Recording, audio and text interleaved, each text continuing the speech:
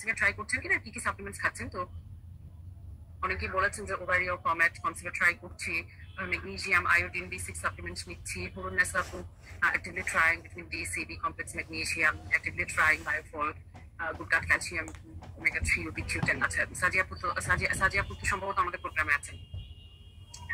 Shafia Apu, from this month taking omega-3, vitamin D, magnesium, B6, B12, iron. আচ্ছা, iron কেন খাচ্ছেন? আমি অনেকেই দেখি যে আয়রন খান। হ্যাঁ, আয়রনটা কেন খাচ্ছেন? আয়রন কি আপনার ডেফিসিয়েন্সি ছিল? আয়রন কি ডেফিসিয়েন্সি ছিল? আয়রনের ক্ষেত্রে আমি সবাইকে একটা কথা বলে দিই যে আয়রন যদি ডেফিসিয়েন্সি আপনার না থাকে then please don't take iron.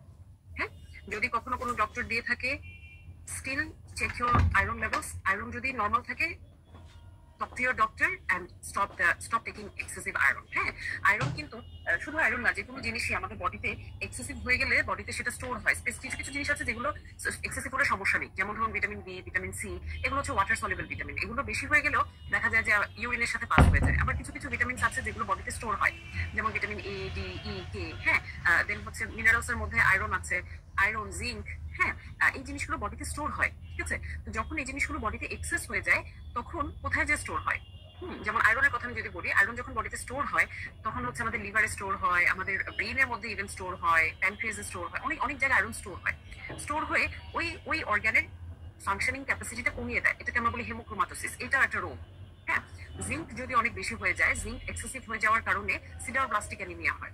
Okay, so এই জিনিসগুলো না মানে অবশ্যই আপনাকে লেভেলস গুলো বুঝে জেনে খেতে হবে। হ্যাঁ, স্পেশালি আয়রন আমি দেখেছি যে অনেকে আয়রন এমনিতেই খায়, অনেকে মানে নিজে থেকে আয়রন খায়। আচ্ছা, অ্যানিমিয়া ছিল, ঠিক আছে, অ্যানিমিয়া থাকলেও আয়রন ডেফিসিয়েন্সি অ্যানিমিয়া কিনা?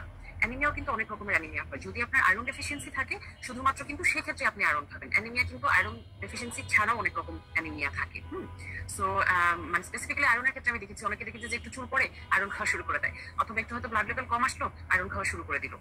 তো এই যে জায়গাটা সবাইকে কনশাস থাকতে হবে যে এমনিতে কিন্তু আননেসেসারিলি আয়রন খাওয়া যাবে না। ঠিক, যাক, সাফি আপু মাশাআল্লাহ অনেক কিছু খাচ্ছেন, দিস ইজ গুড। ওমেগা 3 খাচ্ছেন, ভিটামিন ডি খাচ্ছেন। আচ্ছা, ভিটামিন ডি জাকিয়া আপু তো অনেক কিছু খাচ্ছেন। জাকিয়া আপু আমাদের মেন্টরশিপ প্রোগ্রামে আছেন। সো এরপরে সাফি আপু হ্যাঁ সিএমভি ভাইরাস পজিটিভ। আচ্ছা, ঠিক আছে আপু। তো আজকে আমরা স্টার্ট করে দিচ্ছি। আমাদের আজকের সেশন হচ্ছে supplements for PCOS and egg quality. So PCOS এর জন্য কোন কোন সাপ্লিমেন্ট দরকার, বা এগ কোয়ালিটি ইমপ্রুভ করার জন্য কোন কোন সাপ্লিমেন্ট দরকার, ফার্টিলিটির জন্য কোন সাপ্লিমেন্ট গুলো দরকার, সেগুলো আমি শেয়ার করবো ইনশাআল্লাহ। আচ্ছা, তো প্রথমেই আসবে ইনোসিটল। যাদের পিসিওএস আছে, হ্যাঁ, তাদের জন্য ইনোসিটল হচ্ছে একদম মাস্ট। ওকে, পিসিওএস ছাড়াও যাদের ইনসুলিন সেন্সিটিভিটি আছে, ডায়াবেটিস আছে, সরি ইনসুলিন সেন্সিটিভিটি খারাপ আছে, ইনসুলিন রেজিস্ট্যান্স আছে যাদের, যাদের ডায়াবেটিস আছে, হ্যাঁ, তাদের ক্ষেত্রেও মায়ো ইনোসিটলটা প্রয়োজন। ওকে, সো এটার অপটিমাম ডোজ হচ্ছে 2 to 4 গ্রাম ডেইলি। তো 4 গ্রাম হচ্ছে বেস্ট। যাদের পিসিওএস আছে এন্ড যারা কনসিভার ট্রাই করছেন অ্যাক্টিভলি, তাদের জন্য অবশ্যই 4 গ্রাম।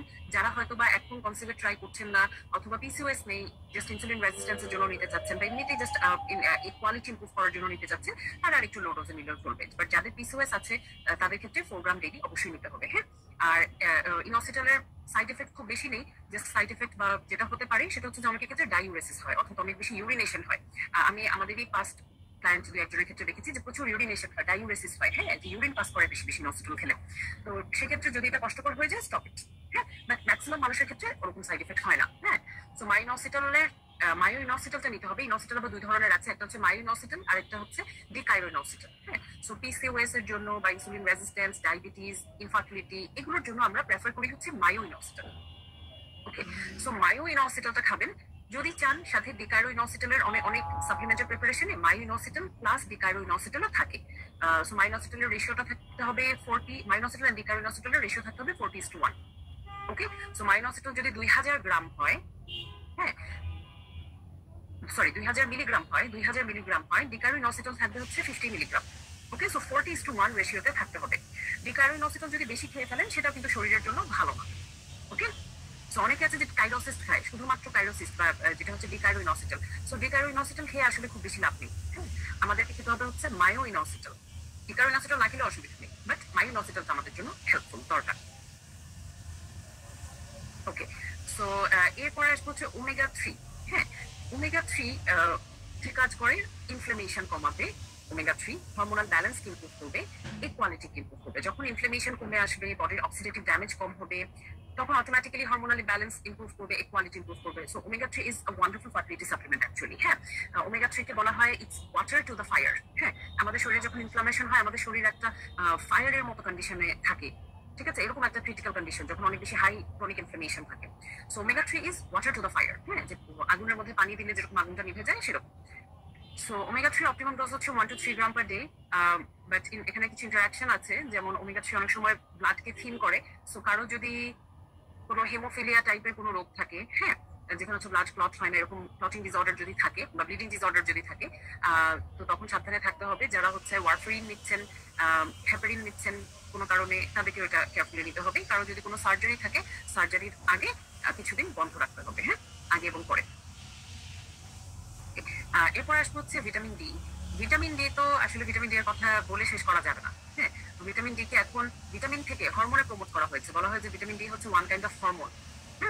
সো কারণ ভিটামিন ডি এর ফাংশন আমাদের শরীরের প্রত্যেকটা জায়গায়, আমাদের একদম চুল থেকে শুরু করে পায়ের নখ পর্যন্ত প্রত্যেকটা জায়গায় ভিটামিন ডি এর ফাংশন আছে। হ্যাঁ, সো ভিটামিন ডি যখন লো থাকে আমাদের হোল বডিরই সমস্যা হয়, পুরো শরীরেরই সমস্যা হয়। ওকে, সো ভিটামিন ডি এর বেনিফিটটা কি? ভিটামিন স্পেসিফিক্যালি যদি আমি পিসিএস বা ফার্টিলিটির কথা বলি, এই জায়গাটাতে ভিটামিন ডি কি করে? ওভারিয়ান ফাংশনকে সাপোর্ট করে, মেনস্ট্রুয়াল সাইকেলকে রেগুলেট করে নিয়ে আসে, ফার্টিলিটিকে ইমপ্রুভ করে। মানে ভিটামিন ডি নিয়ে প্রচুর প্রচুর প্রচুর স্টাডি আছে।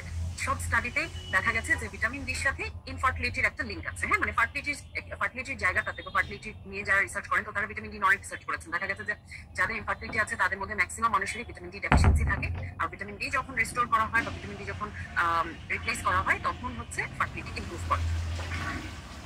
আচ্ছা, সো ভিটামিন ডির অপটিমাম ডোজেজ, মানে এটা হচ্ছে মেইনটেনেন্স ডোজ। মেইনটেনেন্স ডোজ হচ্ছে 2000 IU ডেইলি। হ্যাঁ, doses will increase if deficiency is present. So যার যতটুকু ডেফিসিয়েন্সি তাকে সেইভাবে ভিটামিন ডি খেতে হবে।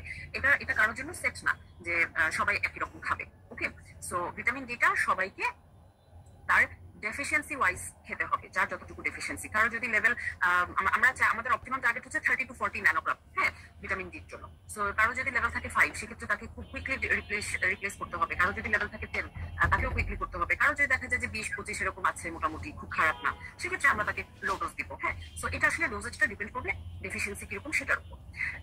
আরেকটা জিনিস হচ্ছে ভিটামিন ডিও আমি অনেকে দেখেছি যে নিজে থেকে খায়, নিজে থেকে বছর পর বছর খেয়ে যাচ্ছে। আবার অনেকে হচ্ছে অনেক নিউট্রিশনিস্ট বা ডক্টররা সাধারণত কাজটা করেন না, বাট অনেক নিউট্রিশনিস্টকে আমি দেখেছি আনফরচুনেটলি যে ভিটামিন ডি প্রেসক্রাইব করে। যেমন আমি একজনকে দেখেছিলাম, সে খুবই পপুলার একজন নিউট্রিশনিস্ট, আমি নাম বললে আপনারা সবাই চিনবেন। হ্যাঁ, তো তার রোগী আমরা প্রায়ই পাই। তো ওনার উনি যে ডায়েট দিয়েছিলেন সেটা নিচে লেখা ছিল যে 20,000 IU vitamin D everyday, daily. This is a very bad dosing. হ্যাঁ, এবং আমি ওই পেশেন্টটাকে আমি ভিটামিন ডি লেভেল করতে দিই, অ্যান্ড আর vitamin D level was 72। Okay, 80 হয়ে গেলেই কিন্তু সেটা টক্সিসিটি করে। ভিটামিন ডি টক্সিসিটি কিন্তু শরীরের জন্য খুব খারাপ, এটা বডিতে স্টোর হয়। হ্যাঁ, সো আমি ইমিডিয়েটলি ওটা স্টপ করলাম, কারণ 72 লেভেল আমি আজ পর্যন্ত দেখি নাই। 72 লেভেল মানে হচ্ছে ক্লোজ টু 80, তাই না? আর কিছুদিন যদি সে খেত 80 হয়ে যেত তার, and 80 is a very toxic level for vitamin D. হ্যাঁ, সো এরকম উল্টাপাল্টা খাওয়া যাবে না। অবশ্যই কোনো ডক্টরের কাছ থেকে শুনে ভিটামিন ডি দেবে। হ্যাঁ, আমরা ডক্টররা সবসময় ভিটামিন ডি প্রেসক্রাইব করি, কিন্তু ডক্টররা সাধারণত এরকম কাজ করে না যে ঠিক আছে উল্টাপাল্টা ডোজ দিয়ে দিলাম। হ্যাঁ, তো এরকম উল্টাপাল্টা ডোজ দেওয়া যাবে না। আচ্ছা, আপনারা কি ভিটামিন ডি খাচ্ছেন কেউ? ওকে আপুরা, আমি জাস্ট 2 মিনিটস এর একটা ব্রেক নিয়ে আসছি। হ্যাঁ, এর মধ্যে আপনারা একটু কমেন্ট করা হয়েছে, তাই না? অনেকেই চেক করেছেন, লেভেলস গুলো দেখেছেন। ফাহিমা আপু বলছেন ঠিক আছে, মোটামুটি সবাই দেখছেন। তো ভিটামিন ডি লেভেলটা চেক করতে হবে। ওকে, সো যেমন আপনি একটা ডোজ কমপ্লিট করবেন, কমপ্লিট করবে আবার আপনাকে চেক করে দেখতে হবে যে ঠিক হলো কিনা। মানে একদম ফরএভারের জন্য খেয়ে যে দিলে হবে না। কিন্তু যে বললাম ভিটামিন ডি লেভেল যদি টক্সিক লেভেলে চলে যায়, সেটাও শরীরের জন্য সমস্যা। ওকে, আচ্ছা, সো এই যে আমি এখানে লিখেছি ইন্টারাকশন বা প্রিকশন, সেটা হচ্ছে over supplementation can cause toxicity. Always do a lab test before starting supplementation and obviously after completion of the course. So course complete করে একটা লেভেল চেক করে দেখতে হবে। আচ্ছা, so coenzyme Q10, CoQ10, this is the number 1 supplement for improving a course. So course complete করে একটা level check করে দেখতে হবে। আচ্ছা, so coenzyme Q10 is your lab test before starting supplementation and obviously after completion of the course. So course complete করে একটা level check করে দেখতে হবে। আচ্ছা, so coenzyme Q10, CoQ10, this is the number 1 supplement for improving equality. হ্যাঁ, এটা হচ্ছে আমাদের বডির বা আমাদের সেলগুলো মাইটোকন্ড্রিয়াল ফাংশনকে ইমপ্রুভ করে। মাইটোকন্ড্রিয়ার কথা মনে আছে সবার? Mitochondria, what is mitochondria? সবাই ছোটবেলায় একদম ক্লাস 5-6 এ পড়েছেন। হ্যাঁ, মাইটোকন্ড্রিয়ার নাম সবাই পড়েছেন। হ্যাঁ, মনে আছে? আচ্ছা, আমি একটু মনে করিয়ে দিই যদি মনে না থাকে। সেটা হচ্ছে যে মাইটোকন্ড্রিয়া হচ্ছে আমাদের সেলের পাওয়ার হাউস। হ্যাঁ, মাইটোকন্ড্রিয়াকে আমাদের সেলগুলোর পাওয়ার হাউস বলা হয়। ওকে, সো মাইটোকন্ড্রিয়া কি করে আমাদের সেলকে পাওয়ার দেয়। পাওয়ার হাউস যেটা সেটা হচ্ছে আমাদের সেলকে সে স্ট্রেংথ দেয়, আমাদের সেলকে এনার্জি দেয়। মাইটোকন্ড্রিয়া থেকে এনার্জি প্রডিউস হয়, সেটা দিয়ে আমাদের সেলের ফাংশন গুলো চলে। সো কি হবে যদি মাইটোকন্ড্রিয়া গুলো ওল্ড হয়ে যায় বা মাইটোকন্ড্রিয়া গুলো যদি প্রপারলি ফাংশন না করে, তখন কি হবে, সেই সেলের এনার্জি ভালো হবে না। সেলের এনার্জি যদি অপটিমাম না হয় তাহলে সেই সেলটা প্রপারলি ফাংশন করতে পারবে না, তাহলে সেই সেলটার কোয়ালিটি খারাপ হবে, তাই না? সো মাইটোকন্ড্রিয়া হচ্ছে কি যে আমরা একটা সেট মাইটোকন্ড্রিয়া নিয়ে এসেছি, আমাদের প্রত্যেকটা সেলে যে মাইটোকন্ড্রিয়া থাকে সেগুলোই বছরের পর বছর সাপ্লাই দিতে থাকে। হ্যাঁ, একটা সেল যতদিন বেঁচে থাকে। ওকে, সো মাইটোকন্ড্রিয়া এগ সেলের ক্ষেত্রে কি হয়, স্পেসিফিক্যালি এগ সেলের ক্ষেত্রে কি হয় যে আমরা যখন জন্ম হই আমরা কিন্তু মায়ের পেট থেকেই নির্দিষ্ট সংখ্যক এগ নিয়ে জন্ম হই, মানে এগুলো তখন একদম ছোট ছোট ছোট ছোট থাকে এবং সেই ছোট এগুলোর মধ্যে মাইটোকন্ড্রিয়াও তখন প্রেজেন্ট থাকে। হ্যাঁ, অ্যান্ড ওভার দ্য টাইম কি হয়, প্রত্যেক মাসে কয়েকটা এগ বড় হয় একসাথে, হয়তো বা 8-10টা এগ বড় হয়। সেগুলোর মধ্যে থেকে 1টা বা 2টা এগ ফাইনাল ম্যাচুরেশন পর্যন্ত পৌঁছায়, বাকি 5-6টা নষ্ট হয়ে যায়। ওকে, সো কোনগুলো নষ্ট হয়, যেগুলো উইক থাকে সেগুলো নষ্ট হয়ে যায়, যে এগুলো স্ট্রং থাকে ভালো থাকে সেগুলোই ফাইনাল স্টেজ অফ ম্যাচুরেশন পর্যন্ত পৌঁছায়। আর ম্যাক্সিমাম এগফুল কি এগফুলের মধ্যে আছে, অর্থাৎ একটা স্টোর অবস্থায় আছে। হ্যাঁ, তো ধরেন আপনার বয়স এখন হচ্ছে 30 বছর, তার মানে 30 বছর ধরে ওই যে ছোট ছোট এগুলো জমে আছে। এখন আপনার যে ওভুলেশনটা হচ্ছে, এখানে যে একটা ম্যাচুর হচ্ছে, সেই একটা তো আসলে 30 বছর আগে থেকে আছে, মানে আপনি যখন জন্মাচ্ছেন তখন থেকে আছে। সো 30 বছর পর্যন্ত সে একটা ডরম্যান্ট অবস্থায় আপনার ওভারিতে বসে আছে। যখন তার সময় হয় তখন সে রিলিজ হয়। তো এটা সব জায়গায় নেচার, যে স্ট্রং সে আগে যাবে, তাই না? তো যে কারণে কি হয়, আপনার যখন প্রথম মেনস্ট্রুয়েশন শুরু হয়েছে ওই যে ছোট 13-14 বছর বয়সে, বেস্ট এগ যেগুলো ছিল সবচেয়ে শক্তিশালী গুড মাইটোকন্ড্রিয়া, ওইগুলো ওই অল্প বয়সে রিলিজ হওয়া স্টার্ট হয়েছে। ওকে, তো সবসময় শুরুর দিকে এগ কোয়ালিটি ভালো থাকে, কারণ বেস্ট এগগুলো ওই যে রেসে জিতে যায়, তারা আগে যায়, তারা কুইকলি ম্যাচিওর করে। তো কি হয়, বয়স বাড়ার সাথে সাথে আমাদের গুড এগগুলো তো আসলে চলে যায় আনফরচুনেটলি, তাই না? গুড এগগুলো তো আর্লি ইয়ার্সে রিলিজ হয়ে যায়, তখন হয়তো বিয়েও হয় নাই, কনসিডারের চান্স নেই এরকম অবস্থায়।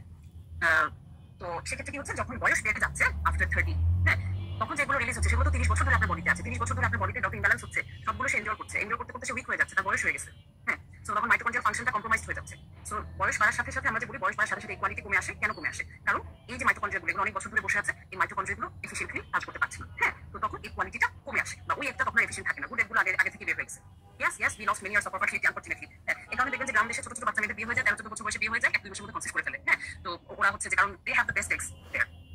ওকে, তো এনিওয়েজ যে কারণে হচ্ছে ডক্টররা বলে যে তাড়াতাড়ি বিয়ে করতে, তাই না? আমরা তো আসলে রাগ করি যখন ডক্টররা বলে, বা ডক্টররা তো আসলে এক্সপ্লেইন করে না, সেজন্য আমরা রাগ করি। বাট এই যে ডক্টররা বলে আগে বিয়ে করতে, মানে যারা কারো যদি কনসিডার প্ল্যান থাকে তখন আর কি। হ্যাঁ, এনিওয়েজ তো যেটা হচ্ছে যে বয়স বাড়ার সাথে সাথে কোয়ালিটিটা কমে যায়, এন্ড স্পেসিফিক্যালি আফটার 35 এই কোয়ালিটি অনেক খারাপ হয়ে যায় আফটার 35। ওকে, তখন কি হয়, ওই যে ওল্ড এগুলো থাকে, যে এগুলো আসলে ইনাফ এফিশিয়েন্ট ছিল না। অলসো এই যে 25 বছর ধরে একটা আপনার শরীরে বসে আছে, অনেক ইনফ্লামেশন হচ্ছে আপনার শরীরে, আপনি এতদিন ওটা খাবার খেয়েছেন, লাইফস্টাইলটা খারাপ ছিল, এই সব কিছু তো সে এনজয় করেছে, এনজয় করতে করতে কত আর সহ্য করতে করতে উইক হয়ে গেছে মাইটোকন্ড্রিয়াটা, সো সে আর প্রপারলি এনার্জি দিতে পারছে না। তো এরকম সময় আমরা যদি কোকিউটেন অ্যাড করি, কোকিউটেন কি করে, মাইটোকন্ড্রিয়াল ফাংশনটাকে ইমপ্রুভ করে। হ্যাঁ, সো কোকিউটেন আমরা যখন অ্যাড করবো তখন সেই মাইটোকন্ড্রিয়াগুলো ওই যে একটু উইক ছিল, সমস্যা ছিল, সে আবার তত্ত্বাজা হয়ে উঠবে ইনশাআল্লাহ। ওকে, তত্ত্বাজা হয়ে উঠবে, সে আবার বেটার এনার্জি সাপ্লাই দিবে, ইকুয়ালিটি ইমপ্রুভ হবে। সো কোকিউটেন বলা যায় যে ফার্টিলিটির ক্ষেত্রে যারা একটু লম্বা সময় ইনফার্টিলিটি সাফার করছেন তাদের জন্য কোকিউটেন ইজ আ মাস্ট। যারা হয়তো বা ইনফার্টিলিটি সাফার করেন নাই, বাট আফটার 35 বেবি নিতে চাচ্ছেন, হ্যাঁ, ঠিক আছে, আমি আগে ইনফার্টিলিটি ছিল না, আগে বেবির জন্য ট্রাই করিনি, now I want to try for baby after 35, তাদের জন্য শুরুতেই কোকিউটেন দিতে হবে। Okay, so CoQ ten is very helpful here. তো কোকিউটেনের অপটিমাম ডোজ হচ্ছে 200 থেকে 600 মিলিগ্রাম ডেইলি। কোকিউটেনের দুইটা ফরম্যাট আছে, একটা হচ্ছে ইউবিকিউনন আর একটা হচ্ছে ইউবিকুইনল। সো কুইনল যেটা, সেটা হচ্ছে অ্যাক্টিভ ফর্ম, সেটা ভালো, বাট আনফরচুনেটলি বাংলাদেশে পাওয়া যায় না। আমি নিজে খুঁজতেছিলাম লাস্ট কয়েকদিন ধরে, বাট আমি ইউবিকুইনল ফর্মটা বাংলাদেশে পাই নাই। বিদেশি কিছু ইয়াতে দেখেছি ওরাও সাপ্লাই করে না, এটাই সমস্যা ছিল। সো বাট ইউবিকুইনল যেটা, এটা ইনঅ্যাক্টিভ ফর্ম, এটা মোটামুটি ভেরি অ্যাভেলেবল, হ্যাঁ, বাংলাদেশি ব্র্যান্ডগুলো আছে। তো এটা অপটিমাম ডোজ হচ্ছে 200 থেকে 600, মোটামুটি 300-400 দিয়ে শুরু করা যায়। আমি দেখা যায় যে আমাদের ক্লায়েন্টদেরকে আমি 200-300-400 দিয়ে শুরু করি, যদি কনসিভ না হয় পরবর্তীতে একটু বাড়াই। তো এটার ইন্টারাকশন, এটা অতিরিক্ত মানে 600 মিলিগ্রাম অনেক বছর ধরে খেয়ে যাচ্ছি সেটা আবার করা যাবে না। হ্যাঁ, সেক্ষেত্রে আবার সমস্যা হয়। সো একটু লো ডোজে রাখলে, লম্বা সময়ের জন্য যদি কাউকে দিতে চাই লো ডোজে রাখলে ভালো। ওকে, সো এটা প্রিকশন কি, এটা হচ্ছে ব্লাড থিনার এন্ড অ্যান্টি হাইপারটেনসিভের সাথে ইন্টারাকশন করতে পারে। অনেক সময় কোকিউটেন হচ্ছে ব্লাড প্রেশার বাড়িয়ে দিতে পারে। হ্যাঁ, সো যাদের ব্লাড প্রেশারের সমস্যা আছে তাদেরকে একটু চেকে রাখতে হবে কোকিউটেন খাওয়ার সময়। অলসো ব্লাড থিনারের সাথে রিঅ্যাক্ট করতে পারে, ওই যে হেপারিন, ওয়ারফারিন, এই টাইপের ওষুধ যদি কেউ খেয়ে থাকে সেগুলো কিন্তু কোকিউটেনের সাথে ইন্টারাক্ট করতে পারে। So you have to be careful. Okay, then আসবে এন-অ্যাসিটাইলসিস্টিন, ন্যাক।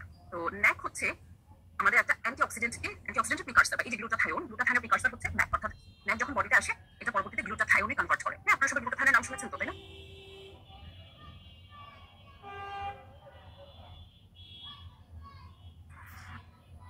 হ্যাঁ, so glutathione is very popular in the beauty industry যে গ্লুটাথায়ন ইনজেকশন নিলে স্কিন গ্লো করবে, এই হবে সেই হবে, as for lighter skin and all.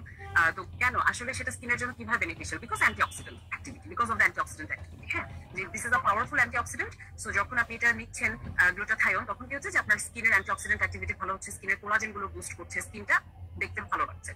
But unfortunately direct যে গ্লুটাথায়ন গুলো দেওয়া হয় এই যে বিউটি ইন্ডাস্ট্রিতে, যে glutathione injection or maybe glutathione tablet, unfortunately এগুলো বডিতে খুব বেশি অ্যাবজর্ব হয় না, বা ওই ফর্মেটে অ্যাবজর্ব হয়ই না, ওই ফর্মে কাজই করে না। হ্যাঁ, তো কাজ করবে কোনটা? ইনঅ্যাসিটাইলসিস্টিনটা যদি আপনি খান, এটা আপনার বডিতে গ্লুটাথায়নের যে প্রোডাকশন সেটাকে ন্যাচারালি বুস্ট করবে। হ্যাঁ, তো ন্যাচারালি আপনার বডিতে গ্লুটাথায়ন বাড়বে। And glutathione is a powerful antioxidant. এটা যে শুধু স্কিনকে ইমপ্রুভ করবে তা না, এটা আপনার ওভারঅল বডির ইনসুলিন রেজিস্ট্যান্সকে কমাবে, ওভারির ভিতর অক্সিডেটিভ স্ট্রেসটাকে কমাবে। ঠিক আছে? আচ্ছা, অক্সিডেটিভ স্ট্রেস কি? আচ্ছা, নাইস কোয়েশ্চেন। অক্সিডেটিভ স্ট্রেস হচ্ছে আপনি যখন আপনার বাসায় রেগুলার কাজ করেন, আমি একটা এক্সাম্পল দিয়ে বোঝাই আগে, খুব ইজিয়ার হবে বোঝান। যে আপনার বাসায় আপনি সারাদিন রান্না বান্না করছেন, বাসায় কাজ করছেন, ঘর ঝাড়া মোছা করছেন, অনেক ময়লা হয় না বাসায়? প্রতিদিন ময়লা হয় না? হ্যাঁ, সো আমাদের সেলগুলোর ভেতরেও তাই, আমাদের সেলগুলোর ভিতরে তো মেটাবলিক অ্যাক্টিভিটি হয় প্রতিদিন। ঠিক আছে? বিভিন্ন রকম মেটাবলিক অ্যাক্টিভিটি হয়, অ্যাক্টিভিটির পরে বিভিন্ন মেটাবলিক ওয়েস্ট প্রোডাক্টস তৈরি হয়। সো এই যে এরকম অক্সিডেটিভ বা অক্সিডেশন যখন হয়, বিভিন্ন ধরনের অক্সিডেটিভ প্রোডাক্ট গুলো জমা হয়। ঠিক আছে? এগুলো হচ্ছে বলতে গেলে এক ধরনের মেটাবলিক ওয়েস্ট প্রোডাক্টস। ওকে, বা অক্সিডেটিভ যে চেঞ্জ গুলো হয়, অক্সিডেটিভ যে রিয়াকশন গুলো হয়, সেগুলোর পরে যে কেমিক্যালস গুলো জমা হয়, সেটাকে যখন অ্যাড হয় সেটাকে আমরা বলি অক্সিডেটিভ স্ট্রেস। তো যখন বাসার ধরেন ময়লা আসতেছেন অনেকদিন ধরে, আপনি ময়লা ডিসকার্ড করতে পারতেছেন না, তখন কি অবস্থা হবে? ময়লা অনেক বেশি জমে যাবে, বাসার মধ্যে দ্বন্দ্ব হয়ে বাজে অবস্থা হবে, তাই না? আপনারা ঠিক মতো ফাংশন করতে পারবেন না। সো অক্সিডেটিভ স্ট্রেস যদি বেশি হয়ে যায়, তখন কি হবে? এটা সেলের জন্য হার্মফুল। এখন ধরেন যে আপনি রেগুলার সময় আপনার বাসায় যে ময়লা হবে, আপনার বাসায় যদি একটা গেস্ট আসে অথবা আপনার বাসায় যদি বেশি রান্না হয়, তখন ময়লার পরিমাণ বেশি হবে না, ওয়েস্ট ম্যাটেরিয়ালের পরিমাণ অনেক বেশি হবে। তো আমাদের শরীরে রেগুলার অবস্থায় কিছুটা অক্সিডেটিভ স্ট্রেস রেগুলারলি হয়, সেটা আবার আমাদের শরীরের ভেতরেই কোপিং মেকানিজম আছে, যেটা ওই অক্সিডেটিভ স্ট্রেসটাকে কমায়। কিন্তু যখন আমাদের শরীরে হাই ইনফ্লামেশন থাকে, হাই ইনসুলিন রেজিস্ট্যান্স থাকে, তখন এসব অক্সিডেটিভ স্ট্রেস বেশি বেড়ে যায়, বেশি হয়ে যায়। তখন বডির যে নর্মাল যে মেকানিজম আছে অক্সিডেটিভ স্ট্রেসটাকে কাটানোর জন্য, বডির যে ন্যাচারাল অ্যান্টিঅক্সিডেন্টস গুলো আছে, সেগুলো তখন আর ইনাফ হয় না। হ্যাঁ, তো তখন দেখা যায় যে আমাদের কি করতে হয়, এরকম কিছু সাপ্লিমেন্টস নিতে হবে। সাপ্লিমেন্ট নিতে হবে অলসো ওই যে স্ট্রেসটা, inflammation, chronic inflammation, that insulin resistance, এগুলো আমাদের কমাতে হবে। ঠিক আছে? এখন প্রতিদিন যদি আপনার বাসায় গেস্ট আসে, প্রতিদিন যদি এত ময়লা হয়, আপনার বাসার ম্যানেজমেন্ট তো নষ্ট হয়ে যাবে, তাই না? যতই ময়লা ফেলেন যাই করেন, বাসার মধ্যে একটা হইচই অবস্থা। সো এই জন্য কি করতে হবে? ওই স্ট্রেসও কমাতে হবে, আবার হচ্ছে এই অক্সিডেটিভ যে স্ট্রেসটা ক্রিয়েট হয়েছে সেটা যেন এফেক্টিভলি রিমুভ হয়, সেজন্য কিছু সাপ্লিমেন্ট অথবা ডায়েট, যেমন আমি প্রথম দিনই বলেছি, প্রথম দিন না সেকেন্ড দিন আমি বলেছি, প্রথম দিনই বলেছি সম্ভবত, অ্যান্টিঅক্সিডেন্ট ডায়েট। সো এই অ্যান্টিঅক্সিডেন্ট ডায়েট গুলোই হচ্ছে অক্সিডেটিভ স্ট্রেসটাকে কমিয়ে নিয়ে আসে। হ্যাঁ, সেটার সাথে কিছু সাপ্লিমেন্ট যেমন হচ্ছে ওমেগা 3 বললাম, এখন এই যে ন্যাক বলছি। হ্যাঁ, তো এই জিনিসগুলো কি করছে? আমাদের অক্সিডেটিভ ড্যামেজটাকে কমাচ্ছে ইনশাআল্লাহ। ওকে, আচ্ছা। সো এই যে ন্যাকের কথা আমি বলছি, যেটা হচ্ছে গ্লুটাথায়নকে বুস্ট করে, এটা ইনসুলিন রেজিস্ট্যান্সকে ইমপ্রুভ করে, অক্সিডেটিভ স্ট্রেস কমায়। এটার অপটিমাম ডোজ হচ্ছে 600 থেকে 1800 মিলিগ্রাম ডেইলি। হ্যাঁ, তো ন্যাকে ন্যাক খেলে অনেকের জিআইটি ইস্যুস হয়, যেমন জিআইটি ডিস্টারবেন্সেস হয়, নশিয়া, ভমিটিং এরকম হয়, অনেকের আবার এটাতে অ্যালার্জি থাকে। সো একটু সাবধানে খেতে হবে। হ্যাঁ, ওকে। সো এরপর হচ্ছে ফোলেট। এটা আমরা সবাই জানি যে কনসিভ করতে চাইলে ফোলেট খেতে হবে, তাই না? ফোলিক অ্যাসিড খেতে হবে। সো ফোলিক অ্যাসিডের বেনিফিটটা কি? ফোলিক অ্যাসিডের বেনিফিটটা হচ্ছে এটা আমাদের এগ ডেভেলপমেন্টকে সাপোর্ট করে। হ্যাঁ, এগ ডেভেলপমেন্টটাকে ভালো রাখে, এবং যখন কনসিভ হয়ে যায়, কনসিভের একদম শুরুতে উইদিন 3 উইকস বাচ্চার নিউরাল টিউবটা ফর্মেশন হয়। হ্যাঁ, তো উইদিন 2 উইকস তো আপনি নিজেও জানতে পারবেন না যে আপনি প্রেগনেন্ট, তাই না? তো টেস্ট করতে মিসড পিরিয়ডের সময় টেস্ট করতে যদি আপনি কনসিভ করে থাকেন, already it's 2 weeks, even maybe more than that, and ততদিনে দেখা যায় যে বাচ্চার নিউরাল টিউব ফর্মেশন হয়ে গেছে। সো আপনাকে আগে থেকে খেয়ে যেতে হবে, যেন ওই সময়টায় একদম শুরুতেই তো বাচ্চা নিউরাল টিউবটা তৈরি হয়। সো ওই সময়টা যেন বাচ্চার ফোলেটের ডেফিসিয়েন্সি না থাকে। ফোলেটের ডেফিসিয়েন্সি বাংলাদেশে খুব কমন। বাংলাদেশে যদি আপনি পেডিয়াট্রিক ওয়ার্ডগুলোতে যান একদম নিউরাল টিউবের ডিফেক্টের রোগী দিয়ে ভরা থাকে। হ্যাঁ, কারণ অনেকেই হচ্ছে যে অ্যাক্সিডেন্টাল প্রেগনেন্সি, অথবা জানতোই না যে কনসিভ করেছে, অথবা সেরকম চিন্তা ভাবনা করে নাই। হ্যাঁ, বা ফোলেট খায়নি, ডায়েটও ভালো ছিল না। হ্যাঁ, আমাদের মেয়েদের ডায়েট তো আসলে খুব আনহেলদি ম্যাক্সিমাম মেয়েদের। সো দেখা যায় কি যে ফোলেট ডেফিসিয়েন্সিটা থাকে। হ্যাঁ, সো ফোলেটটা আপনাকে রিপ্লেস করতে হবে। সো ফোলেটটা যারা কনসিভে ট্রাই করছেন, তারা বলা হয় যে 3 মাস আগে থেকে ফোলেটটা স্টার্ট করতে হবে। হ্যাঁ, সো অপটিমাম ডোজ হচ্ছে 400 থেকে 800 মাইক্রোগ্রাম ডেইলি। হ্যাঁ, এন্ড এল-মিথাইল ফোলেটটা স্পেসিফিক্যালি। এন্ড ফোলিনিক অ্যাসিড খাওয়া যেতে পারে। ফোলিনিক অ্যাসিড হচ্ছে ফোলেটের, এই এল-মিথাইল ফোলেটের অ্যাক্টিভ ফর্ম, সেটা আরো ভালো। ওটা হচ্ছে 5 মিলিগ্রাম ডেইলি ডোজ। ওটা আরো ভালো, তো যদি খেতে চান খেতে পারেন, সেটাও ভালো। ওকে, সো এক্সেসিভ ইনটেক প্রিভেন্ট করতে হবে, কারণ এক্সেসিভ ইনটেক নিলে অনেক সময় ভিটামিন বি12 এর ডেফিসিয়েন্সিটা মাস্কিং হয়ে যায়। সো একদম টানা অনেক বছর ধরে খাওয়া যাবে না, বা খেলে একটু ডোজ চেঞ্জ করতে হবে, ফর্ম চেঞ্জ করতে হবে, ঠিক আছে, এগুলো একটু চেঞ্জ করে দিতে হবে। ওকে, এরপরে আসছে জিঙ্ক। জিঙ্কটা স্পেসিফিক্যালি যাদের পিসিওএস আছে তাদের জন্য। হ্যাঁ, তো জিঙ্কটা কিভাবে হেল্প করে?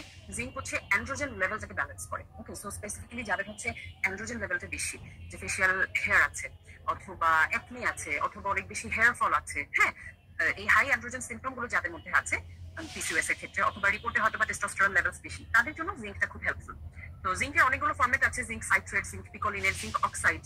হ্যাঁ, তো এগুলোর মধ্যে পিকোলিনেটটা সবচেয়ে ভালো, সাইট্রেটটাও ভালো, বাট জিঙ্ক অক্সাইড যেটা সেটা খুব বেশি হেল্পফুল না, এটা বডিতে খুব একটা অ্যাবজর্ব হয় না। তো বাংলাদেশে যে জিঙ্ক পাওয়া যায়, জিঙ্ক 20 হ্যান্ডেন, ওগুলো ম্যাক্সিমাম হচ্ছে জিঙ্ক অক্সাইড। তো জিঙ্ক অক্সাইডটা বডিতে খুব বেশি অ্যাবজর্ব করে না। আপনাকে কোনটা নিতে হবে, ইদার পিকোলিনেট অর সাইট্রেট। এটা হচ্ছে অ্যান্ড্রোজেন লেভেল ব্যালেন্স করে, এই ম্যাচুরেশনকে এনহ্যান্স করে। হ্যাঁ, সো অপটিমাম ডোজ হচ্ছে অ্যারাউন্ড 25 মিলিগ্রাম ডেইলি, অ্যান্ড মোটামুটি 40 মিলিগ্রামের বেশি জিঙ্কটা একটু অ্যাভয়েড করতে হবে। অনেকের ক্ষেত্রে আমি হাই ডোজ দিয়ে থাকি, যাদের সমস্যা বেশি তাদেরকে দেখা যায় যে কিছুদিনের জন্য একটু অ্যারাউন্ড 50 মিলিগ্রাম ডোজ দিয়ে আবার সেটা কমিয়ে নিয়ে আসি। তো এরকম এরকম কিছু করা যায়, বাট ইন জেনারেল 40-র উপরে যাওয়া যাবে না। হ্যাঁ, বেস্ট হচ্ছে 25 মিলিগ্রাম। ওকে, সো এই যে ম্যাগনেসিয়াম, এরপর হচ্ছে ম্যাগনেসিয়াম। তো ম্যাগনেসিয়ামের অনেকগুলো ফরম্যাট আছে, যেমন ম্যাগনেসিয়াম অক্সাইড। ম্যাগনেসিয়াম অক্সাইড হয়তো অনেকেই খেয়েছেন। ম্যাগনেসিয়াম অক্সাইডটা স্পেসিফিক্যালি কনস্টিপেশনের জন্য হেল্পফুল, যেমন ম্যাগনক্স, হ্যাঁ, ম্যাগমিল, হ্যাঁ, এগুলো। তারপর ম্যাগনেসিয়াম সাইট্রেট আছে, এরপর আছে ম্যাগনেসিয়াম বিসগ্লাইসিনেট। তো যাদের হরমোনাল ইমব্যালেন্স আছে তাদেরকে ম্যাগনেসিয়াম বিসগ্লাইসিনেটটা খেতে হবে। Okay, this is the best form. এটা নার্ভাস সিস্টেমকে সুথ করে, স্লিপকে ইমপ্রুভ করে, স্ট্রেস লেভেল কমায়, ইনসুলিন রেজিস্ট্যান্সকে কমায়। তো এটার অপটিমাম ডোজ হচ্ছে অ্যারাউন্ড 200 to 400 মিলিগ্রাম ডেইলি। তো অ্যারাউন্ড 200 এলিমেন্টাল ম্যাগনেসিয়াম ডেইলি। তো এক্ষেত্রে আপনাকে একটু ইন্টারাকশন মেনটেন করতে হবে, সেটা হচ্ছে যে অনেক বেশি হাই ডোজ যদি খান, অনেককে আমি দেখেছি যে নিজে থেকে বেশি বেশি খায়। সো অতিরিক্ত হাই ডোজে কিন্তু লুজ মোশন হতে পারে, ডায়রিয়া হতে পারে।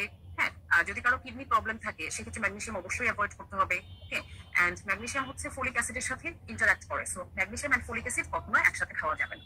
ওকে, এই যে সাদিয়া আপু মাত্রই কোয়েশ্চেন করেছেন যে ম্যাগনেসিয়ামের সাথে, না, ম্যাগনেসিয়ামের সাথে ফোলিক অ্যাসিড নেওয়া যাবে না। ঠিক আছে, ম্যাগনেসিয়ামের সাথে যদি আপনি ফোলিক অ্যাসিড একই টাইমে নেন, সেক্ষেত্রে ফোলিক অ্যাসিডটা বডিতে অ্যাবজর্ব করবে না। তো এই দুইটার মাঝখানে আপনার ডিফারেন্স থাকতে হবে অ্যারাউন্ড 2 to 3 আওয়ার্স, 2 থেকে 3 ঘন্টা ডিফারেন্স থাকতে হবে। ওকে, দেন হচ্ছে alpha lipoic acid. Alpha lipoic acid এটা ইনসুলিন সেন্সিটিভিটি ইমপ্রুভ করে, অক্সিডেটিভ স্ট্রেসটাকে কমায়। এটার অপটিমাম ডোজ হচ্ছে 300 to 600 মিলিগ্রাম ডেইলি, এন্ড এটা ব্লাড সুগার কমিয়ে ফেলতে পারে। সো কেউ যদি কারো যদি ডায়াবেটিস থাকে, অ্যান্টি ডায়াবেটিক মেডিকেশন নেন, এটা সাবধানের সাথে নিতে হবে। Then comes melatonin. এটা আমার আরেকটা পছন্দের সাপ্লিমেন্ট। এটা অক্সিডেটিভ স্ট্রেস কমায়। This is really wonderful in releasing the oxidative stress in the eggs. হ্যাঁ, তো এটা স্পেসিফিক্যালি ওভারির ভেতরে যে অক্সিডেটিভ ড্যামেজটা হয় সেটাকে সে রিমুভ করতে হেল্প করে। হ্যাঁ, অলসো মেলাটোনিন হচ্ছে আমাদের একটা স্লিপ হরমোন। সো দেখেন, আপনি যদি ন্যাচারালি আপনার ঘুমটা ঠিক করে নিয়ে আসেন, গতকালকে আমি যে ঘুমের কথাগুলো বলছিলাম, সো আপনি যদি ন্যাচারালি ঘুমটা ঠিক করে নিয়ে আসতে পারেন, আপনার ঘুমের সাইকেলটা আপনি ঠিক রাখেন, আর্লি ঘুমাতে যান, প্রতিদিন একটা বেড টাইম এনশোর করেন, ন্যাচারালি আপনার বডিতে মেলাটোনিন বুস্ট হবে, তাই না? তো যখন ন্যাচারালি মেলাটোনিন বুস্ট হবে, তখন কিন্তু এমনিতেই আপনার ওভারিয়ান ফাংশন ভালো থাকবে, আপনার ফার্টিলিটি ইমপ্রুভ করবে। ওকে, সো দেখুন, এই যে এত আমরা বলি ঘুম ঘুম ঘুম, সো এমনি এমনি কিন্তু আমরা বলি না। হ্যাঁ, কারণ ঘুমের সময় আপনার বডি হিল করে কিভাবে করে, এই যেগুলোর মাধ্যমে, মেলাটোনিনের মাধ্যমে। আরো অনেক এরকম হরমোনস রিলিজ হয়, অনেক অ্যাক্টিভিটিস চলে, বডির এই যে ড্যামেজ, যে স্ট্রেসড প্রোডাক্টস গুলো আছে সেগুলোকে বের করে দেয়। ওকে, সো মেলাটোনিনটা যদি কারো ঘুমের অনেক বেশি ইস্যু হয়, যে আমি চেষ্টা করেও পারছি না, বা ফার্টিলিটি একটা কনসার্ন থাকে, যে আমি হয়তো 2-3 মাসের মধ্যে আমি কনসিভ করতে চাই, আমি হয়তো আইভিএফ এ যাবো, বা বয়স অনেক বেশি হয়ে গেছে, তো সেরকম ক্ষেত্রে মেলাটোনিনটা আমি দিয়ে দিই। আচ্ছা, সো অপটিমাম ডোজ হচ্ছে 3 to 5 milligram before bed time. আর এই যে মেলাটোনিন নিলে ড্রাউজিনেস হতে পারে, সো ঘুমের ওষুধের সাথে নেওয়া যাবে না, বা অ্যান্টিডিপ্রেসেন্টের সাথে নেওয়া যাবে না। আর যদি অনেকের ক্ষেত্রে দেখা যায় যে মেলাটোনিনটা আমি ফার্টিলিটির জন্য দিয়েছি, ঘুমের জন্য দিইনি, হ্যাঁ, তো তাদের ক্ষেত্রে দেখা যায় যে ডে টাইম স্লিপিনেস বা ড্রাউজিনেস, যে দিনের বেলাও তারা ড্রাউজি থাকছে, অনেক সময় এরকম হয় যাদের ঘুমটা ওকে। তো সেই জায়গাগুলোতে একটু সাবধানতা মেনটেন করতে হবে। Okay, so probiotic. হ্যাঁ, প্রোবায়োটিক এখনকার আমাদের মডার্ন ডায়েটের জন্য, বা মডার্ন ডায়েটে এতদিন যারা ছিলেন, যে খুব ইনফ্লেমেটরি ডায়েট, তাদের জন্য প্রোবায়োটিকটা খুব হেল্পফুল। কারণ প্রোবায়োটিক হচ্ছে আমাদের গাট হেলথকে সাপোর্ট করে। আমি গাট হেলথ নিয়ে তো কথা বলেছি, আমাদের ডে 1-এই কথা বলেছি, না ডে 2-তে কথা বলেছি সম্ভবত, ডে 2-তে কথা বলেছি। সো গাট হেলথের ফাংশন ভালো থাকা আমাদের জন্য খুব দরকার। গাট হেলথের ফাংশন যখন ভালো থাকবে, ইনফ্লেমেশন কম হবে, আমাদের হরমোনাল ব্যালেন্সটা ভালো থাকবে ইনশাআল্লাহ। অলসো আরেকটা ইম্পর্টেন্ট জিনিস যেটা প্রোবায়োটিক আমাদেরকে হেল্প করে ইনফার্টিলিটির ক্ষেত্রে, সেটা হচ্ছে আপনার গাটে যেরকম ব্যাকটেরিয়া আছে সেরকম তো ভ্যাজিনাতেও ব্যাকটেরিয়া আছে, তাই না? আমাদের ভ্যাজিনার মধ্যেও কিন্তু অনেক ব্যাকটেরিয়া আছে। ভ্যাজিনার মধ্যে একটা মাইক্রোবায়োম আছে। যখন ভ্যাজিনাল হেলথ ভালো থাকে না বা ভ্যাজিনাল মাইক্রোবায়োম যখন ভালো থাকে না, তখন কিন্তু সার্ভাইকাল ফ্লুইডও ভালো থাকে না, তখন দেখা যায় কনসিভ হতে চায়। সো ভ্যাজিনাল হেলথ যেন ভালো থাকে সেটার জন্য প্রোবায়োটিকটা হেল্পফুল। ওকে, সো যারা কনসিভ করতে চাচ্ছেন বা অনেকদিন কনসিভে ট্রাই করেছেন, কনসিভ হচ্ছে না, এরকম সিচুয়েশনে প্রোবায়োটিকটা নেওয়া যেতে পারে। সো প্রোবায়োটিক অনেক রকম আছে, usually 10 to 50 billion CFU per day এরকম নিলেই চলে যায়। অ্যান্ড যে পিসওয়ে স্পেসিফিক স্ট্রেইনস, মানে অনেক রকম স্ট্রেইনস আছে, তো দেখতে হবে যে কোন স্ট্রেইনটা ভালো সেটা দেখে নিতে হবে। আর যারা স্পেশালি অ্যান্টিবায়োটিক খান, যে অনেকে ইউটিআই এর জন্য বা বিভিন্ন কারণে অ্যান্টিবায়োটিক খান, যখন অ্যান্টিবায়োটিক খাবেন তখন অবশ্যই প্রোবায়োটিক খেতে হবে। হ্যাঁ, okay. Then chromium picolinate. So chromium picolinate insulin sensitivity improve করে, এটা ওয়েট ম্যানেজমেন্টে হেল্পফুল। 200 থেকে 400 মাইক্রোগ্রাম ডেইলি হচ্ছে এটা অপটিমাম ডোজ। এটা ইনসুলিন আর আদার ডায়াবেটিক মেডিকেশনের সাথে ইন্টারঅ্যাক্ট করতে পারে। Vitamin E. ভিটামিন ই হচ্ছে আরেকটা খুব ভালো অ্যান্টিঅক্সিডেন্ট, যেটা হচ্ছে অক্সিডেটিভ ড্যামেজটাকে কমায়। সো এ কি করে, হচ্ছে এর কোয়ালিটিকে ইমপ্রুভ করে। এটার অপটিমাম ডোজ হচ্ছে 200 থেকে 400 আইইউ ডেইলি। অ্যান্ড এটা যদি বেশি বেড়ে যায় বা বডিতে কিন্তু এটা স্টোর হয়, হ্যাঁ, এটা ভিটামিন ডি যেরকম বডিতে লেভেল বেড়ে গেলে সমস্যা, এটাও কিন্তু সেরকম। ওকে, সো এটা কিন্তু বডিতে যদি স্টোর হয়ে যায় সেটা সমস্যা করে। আবার যদি আপনি অনেক বেশি হাই ডোজ নেন সেক্ষেত্রে ব্লিডিং এর রিস্ক বেড়ে যায়। হ্যাঁ, অ্যান্টিকোয়াগুলেন্ট যারা নিচ্ছেন বা ব্লিডিং ডিসঅর্ডার্স আছে তাদেরকে সাবধানে নিতে হবে। রেসভেরাট্রল হচ্ছে অ্যান্ড্রোজেন লেভেল কমায়, ওভারিয়ান এনভায়রনমেন্ট ইমপ্রুভ করে, এটাও একটা অ্যান্টিঅক্সিডেন্ট। হ্যাঁ, রেসভেরাট্রলের একটা গুড ফুড সোর্স হচ্ছে আমাদের যে আঙ্গুর আছে না, আঙ্গুরের যে চামড়াটা, আঙ্গুরের যে স্কিনটা, হ্যাঁ, গ্রেপ স্কিন হচ্ছে রেসভেরাট্রলের খুব ভালো একটা সোর্স, ন্যাচারাল সোর্স। ওকে, সো এটা অপটিমাম ডোজ হচ্ছে ইউজুয়ালি 2 to 500 মিলিগ্রাম ডেইলি, আর একটু বেশিও নেওয়া যেতে পারে। অ্যান্ড এটা প্রিকশন হচ্ছে যে এটা ব্লাড থিনারের সাথে ইন্টারঅ্যাক্ট করতে পারে। অ্যান্ড ইস্ট্রোজেন সেন্সিটিভ কন্ডিশন গুলোতে এটা অ্যাভয়েড করতে হবে। ইস্ট্রোজেন সেন্সিটিভ কন্ডিশন যেরকম হচ্ছে ফাইব্রয়েড ইউটেরাস অথবা ব্রেস্টে ফাইব্রোঅ্যাডেনোমা, এই টাইপের জায়গাগুলোতে রেসভেরাট্রল অ্যাভয়েড করতে হবে। Okay, so that was all about supplements. এখন আমি কিছু কথা বলবো, যে আমি তো এখানে অনেকগুলো সাপ্লিমেন্টের কথা বলেছি, তাই না? সো সবগুলো সাপ্লিমেন্ট সবার লাগবে না, ঠিক আছে? এতগুলো সাপ্লিমেন্ট তো নেওয়া সম্ভব না। আমি এখানে প্রায় 16টার মতো সাপ্লিমেন্ট বলেছি, তো 16টা সাপ্লিমেন্ট তো নেওয়া সম্ভব না। হ্যাঁ, এন্ড এই জিনিসগুলো কিন্তু আপনি ডায়েট থেকেই পেয়ে যাবেন। আপনি যদি একটু ডায়েটটা ঠিক রাখেন, ম্যাক্সিমাম জিনিস আপনার ডায়েট থেকে চলে আসবে। এগুলো সব আমাদের ডায়েটের স্টাফ। যেমন inositol you are suppose to have get from diet. Inositol হচ্ছে অরেঞ্জ ইনোসিটল থাকে, কলাতে ইনোসিটল থাকে, ভাতের মধ্যে ইনোসিটল থাকে, হ্যাঁ, ব্রাউন রাইসের মধ্যে ইনোসিটল থাকে। দেন হচ্ছে ওমেগা 3 আপনি ঘি থেকে পাবেন, আপনি হেলদি অয়েল যেগুলো আছে সেগুলো থেকে পাবেন, নাটস এন্ড সিডস থেকে পাবেন। দেন হচ্ছে ভিটামিন ডি খাবার থেকে তো পাওয়া যায় না, ভিটামিন ডি আমরা সানলাইট থেকে পাবো। সো ন্যাচারালি আপনি সানলাইট থেকে এটা পাবেন। কোয়েনজাইম কিউটেন এমনিতে আমাদের বিভিন্ন খাবারে থাকে, আলাদা করে আর স্পেসিফিক কোনো খাবার খেয়ে বাড়ানো সম্ভব না। যদি বয়স বেশি বেড়ে যায় তখন এটা সাপ্লিমেন্ট করতে হবে। ওকে, মেয়াদ আমাদের বিভিন্ন খাবার থেকে এমনিতেই অ্যান্টিঅক্সিডেন্ট হিসেবে আসবে, ফ্রুটস, ভেজিস এন্ড অল। ঠিক আছে, ফোলেট আমাদের খাবারের মধ্যে থেকে আসবে, স্পেসিফিক্যালি সবুজ শাকসবজি থেকে ফোলেট আসবে। ওকে, জিঙ্ক আমাদের খাবার থেকে আসবে, স্পেসিফিক্যালি নাটস, সিডস গুলোতে খুব ভালো জিঙ্ক থাকে। ম্যাগনেসিয়াম নাটস, সিডস, দেন হচ্ছে সবুজ শাকসবজি, এগুলো থেকে আসবে। আলফা লিপোইক অ্যাসিডও বিভিন্ন খাবার থেকে আসবে, ফ্রুটস, ভেজিস এগুলো থেকে আসবে। মেলাটোনিন খাবার থেকে খুব বেশি পাওয়া যায় না, কিছু কিছু ফুড সোর্স আছে, fruits, veggies and all. But এই যে ঘুম, আপনি যদি ন্যাচারালি স্লিপ সাইকেল ঠিক করে নিয়ে আসেন, বডি এমনিতেই মেলাটোনিন প্রডিউস করবে।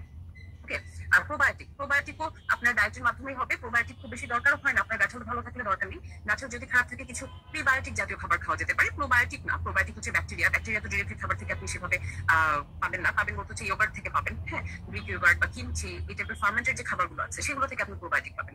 আর এগুলো তো এক্সট্রা খাবার, মানে রেগুলার ডায়েটের বাইরে। আর রেগুলার ডায়েটের মধ্যে যেমন ধরেন রসুন, গার্লিক হচ্ছে প্রিবায়োটিক খাবার। দেন কোন একটা স্টার্চ, যেমন হচ্ছে আলু অথবা ভাত, এটা যদি আপনি একটু ফ্রিজে রেখে দেন এরপরে খান, এই স্টার্চটা প্রিবায়োটিক হিসেবে কাজ করে। ঠিক আছে, প্রো না প্রি। তো এগুলো ডায়েট থেকে দেখেন আপনি পেয়ে যাচ্ছেন। দেন ক্রোমিয়ামও আপনি হচ্ছে ডায়েট থেকেই পাবেন, খুব বেশি এটা সাপ্লিমেন্ট করার প্রয়োজন হয় না। হ্যাঁ, ভিটামিন ইও আপনার ডায়েট থেকে আসবে, এই যে অলিভ অয়েল থেকে আসবে, হ্যাঁ, হেলদি অয়েল যেগুলো আছে সেগুলো থেকে আসবে। রাসভারাট্রল, এই যে বললাম গ্রেপ স্কিন থেকে আসবে। দেন এই যে দেখেন সবগুলো ফুড সোর্স আমি বলে দিলাম, একদম আমাদের সব পরিচিত খাবারগুলোর কথাই বললাম না? হ্যাঁ, সো এই যে খাবারগুলোর নাম আমি বললাম, এগুলো কিন্তু আমি ডায়েটের প্রথম 2 দিন যে জিনিসগুলো বলেছি এগুলোকে মাথায় রেখি। হ্যাঁ, যে আমরা যখন শিফা ওয়েলনেস থেকে আমরা যে প্রোটোকলটা ডেভেলপ করেছি, অথবা আমরা যেভাবে একজন ক্লায়েন্টকে ডায়েটটা প্রোভাইড করি, আমরা ট্রাই করে এনশিওর করার যে এই যে সাপ্লিমেন্টস গুলো বা এই যে নিউট্রিয়েন্ট গুলো আমাদের ফার্টিলিটির জন্য দরকার, হরমোনাল হেলথের জন্য দরকার, এগুলো যেন আমরা ম্যাক্সিমাম ডায়েট থেকে পেয়ে যাই, আমাদের যেন এক্সট্রা সাপ্লিমেন্ট নিতে না হয়। তারপর আমাদের সাপ্লিমেন্ট নিতে হয়, কখন নিতে হয়? যখন আপনি একটা ট্রানজিশনে আছেন, যে এতদিন হয়তো বা আপনি একটা আনহেলদি ডায়েটে ছিলেন, সেখান থেকে আপনি একটা ট্রানজিশনে আসছেন, তখন আপনাকে কিছু কিছু জিনিস অ্যাড করতে হবে।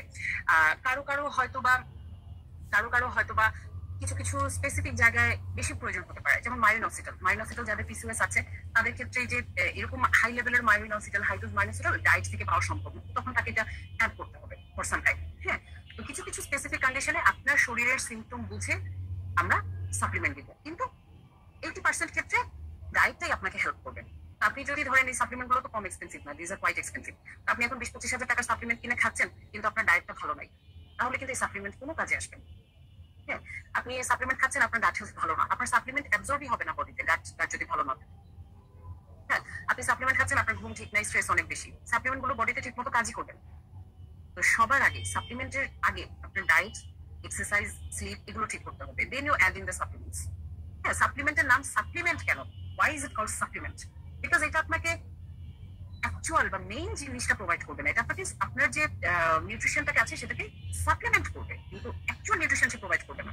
তো আপনি যদি মনে করেন আমি ওমেগা 3, যেমন ফিশ থেকে আসে ওমেগা 3, হ্যাঁ, ওমেগা 3 ঘি থেকে আসে, অলিভ অয়েল থেকে আসে, তো আপনি ভাবেন যে আমি শুধু সাপ্লিমেন্টই খাবো, আমি খাবার খাবো না, ওমেগা 3 রিচ খাবার টাবার খাবো না, মাছ টাছ খাবো না, অলিভ অয়েল ঘি এসব কিছুই খাবো না, আমি শুধু সাপ্লিমেন্ট খাবো, that will not help you.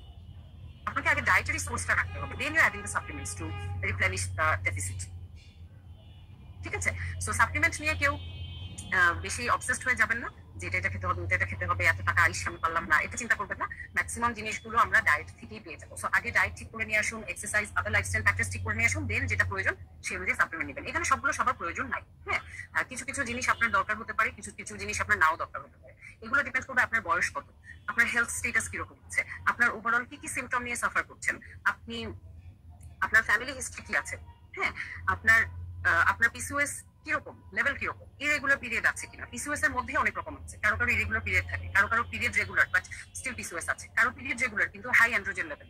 হ্যাঁ, তো এক এক জনের এক এক সমস্যায় এক এক রকম সাপ্লিমেন্ট। ওকে, কেউ হয়তো আগামী 3 মাসের মধ্যে কনসিভ করতে চাচ্ছে, 3 মাস পর আইভিএফ এ যাবে, তো তাকে আমার একটু অ্যাগ্রেসিভ একটা প্রোটোকলে যেতে হবে। কেউ হয়তো এখন আনম্যারিড আছে, সেরকম ফার্টিলিটি কনসার্ন নেই, হ্যাঁ, তো তাকে আমি একটু কম রাখতে পারি। কারো হয়তো বয়স অনেক কম, 17-18, আমাদের এরকম ক্লায়েন্ট আছে, 15 বছর বয়সী ক্লায়েন্টও আছে। একটা 15 বছরের বাচ্চা মেয়ে কিন্তু আমি এত সাপ্লিমেন্ট দিব না ডেফিনেটলি, হ্যাঁ, তো তাকে আমি কিছু দিব না। আবার আমি পোস্ট মেনোপজাল ক্লায়েন্টও আমাদের আছে, তো তাদেরকেও আমরা খুব বেশি এগুলো দিব না, আবার কিছু জিনিস চেঞ্জেস হবে তাদের ক্ষেত্রে। থাইরয়েড, হাইপোথাইরয়েডিজম থাকলে আবার কিছু জিনিস অ্যাড করতে হবে, কিছু জিনিস বাদ দিতে হবে। ওকে, তো সাপ্লিমেন্টস আর লাইক মেডিসিনস, এগুলো সবার জন্য সেম হবে না, এগুলো এক একজনের জন্য এক এক রকম হবে। সো সেম থিং সবাই ফলো করলে চলবে না। হ্যাঁ, সাপ্লিমেন্ট কিন্তু বডিতে স্টোরও হয়, যেমন আমি আপনাদেরকে কিছুক্ষণ আগে বললাম যে ভিটামিন ডি লেভেল একজনের আমি পেয়েছি একদম টক্সিক লেভেল, প্রায় টক্সিক লেভেলে চলে যাচ্ছে। এরকম অনেক সাপ্লিমেন্ট বডিতে স্টোর হয়। জিঙ্ক হচ্ছে যে অনেকে বছরের পর বছর যদি কেউ খেতে থাকে তার স্টোর প্লাস্টিক অ্যানিমিয়া হয়ে যাবে। হ্যাঁ, বডিতে কপার বেড়ে যাবে জিঙ্কের জন্য, এরকম সমস্যা হবে। হ্যাঁ, সো এই যে জিনিসগুলো, এগুলো যদি আপনি সাপ্লিমেন্ট করতে চান, আপনাকে অবশ্যই এক্সপার্ট কারোর সাথে বসে আপনার সম্পূর্ণ হেলথ ইস্যুস গুলো ডিসকাস করে, আপনার ফিউচার গোল কি কি আছে, যে আপনি কবে কনসিভ করতে চান, কি করতে চান, আপনার কি সমস্যা আছে, আপনার ফ্যামিলি হিস্ট্রি, যে মা বাবার কি কি সমস্যা ছিল, ঠিক আছে, এই জিনিসগুলো সব কনসিডার করে দেন আপনাকে সাপ্লিমেন্টস অ্যাড করতে হবে। হ্যাঁ, সো আমি আপনাদেরকে ইন জেনারেল একটা আইডিয়া দিয়ে দিলাম, বাট এটা কিন্তু পার্সোনালাইজড না। ওকে, সো এই যে বললাম পার্সোনালাইজড প্ল্যান যদি আমাকে দিতে হয়, আমার কিন্তু আপনাদের সম্পর্কে জানতে হবে, আপনার ডায়েটারি হ্যাবিট সম্পর্কে জানতে হবে, গাট হেলথ সম্পর্কে জানতে হবে, যে আপনার গাট হেলথের কি অবস্থা। হ্যাঁ, সো এই অনেকগুলো জিনিস কনসিডার করে দেন সাপ্লিমেন্ট দিতে হবে, না হলে আমি যদি আপনারা আন্দাজে খেতে থাকেন দেখা যাবে অনেকটুকুই হয়তো বা ওয়েস্ট হয়ে যেতে পারে। ঠিক আছে, আবার বডিতে রিয়াকশন স্টার্ট হতে পারে। ওকে, না আপু, আনফরচুনেটলি স্লাইডস গুলো তো পার্মানেন্টলি পাওয়ার উপায় নেই। আপনারা যেটা করতে পারেন যে একটু হয়তো বা স্ক্রিনশট নিয়ে রাখতে পারেন। ঠিক আছে, স্ক্রিনশট পরবর্তীতে আমি তো রেকর্ডিংটা প্রোভাইড করবো, you can just go through and take the screenshots. Okay, আচ্ছা, তো আমাদের সাপ্লিমেন্টের টপিকটা এখানে শেষ। এরপরে আমি কথা বলবো হচ্ছে স্ট্রেস ম্যানেজমেন্ট নিয়ে। স্ট্রেস ম্যানেজমেন্ট নিয়ে কথা বলার সাথে সাথে আমরা একটা মেডিটেশনে করবো, সুন্দর একটা মেডিটেশন করবো ইনশাল্লাহ। তো আজকে আলহামদুলিল্লাহ আমাদের হাইয়েস্ট নাম্বার অফ পার্টিসিপেশন, আমি খুবই হ্যাপি সেটার জন্য। তো আপনারা যারা আছেন তাদের কাছে আমি একটু জানতে চাই যে আপনারা কি কখনো আমার সাথে কোনো মেডিটেশন করেছেন?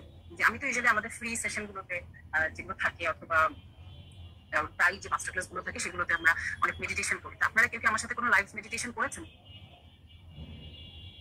আচ্ছা, হ্যাঁ, হাবিব আপু তো অবশ্যই করেছেন। হ্যাঁ, এরপর অন্য আপুরা লাইভ কখনো করা হয়নি? না না, তাড়াতাড়ি কুইকলি, তাহলে then I can get an understanding of my live audience. ঠিক আছে, করেছিলাম আপু, দ্যাট ওয়াজ গ্রেট। আচ্ছা, আজকে আবার হবে। ঠিক আছে, ওইটাই, কারণ ওই মেডিটেশনটা আমারও খুব পছন্দ। হ্যাঁ, নো, রেকর্ডেড মেডিটেশন করেছেন? আচ্ছা, ইয়েস করেছি। আচ্ছা, সো মেডিটেশনে যাওয়ার আগে আমরা কিছু, আমাদের এখানে আজকে কয়েকজন স্পেশাল গেস্ট আছেন, তাদের কাছ থেকে আমরা কিছু কথা শুনবো। হ্যাঁ, তো আমাদের স্পেশাল গেস্টরা কারা?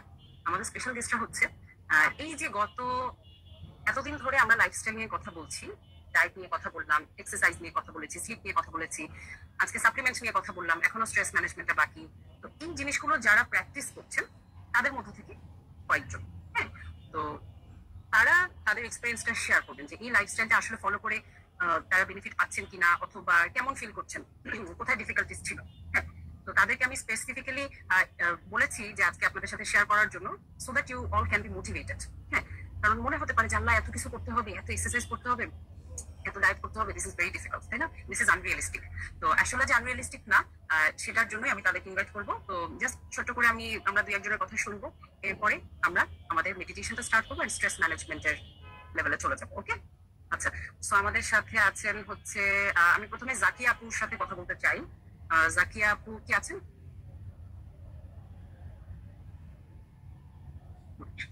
আচ্ছা, আনমিউট করা যাচ্ছে না সম্ভবত, আমি একটু পারমিশনটা ঠিক করে দিই। হ্যাঁ, Zakia, you can now unmute yourself. যদি if you are comfortable, you can even turn on your video as well, যদি comfortable feel করেন। জাকিয়া আপু,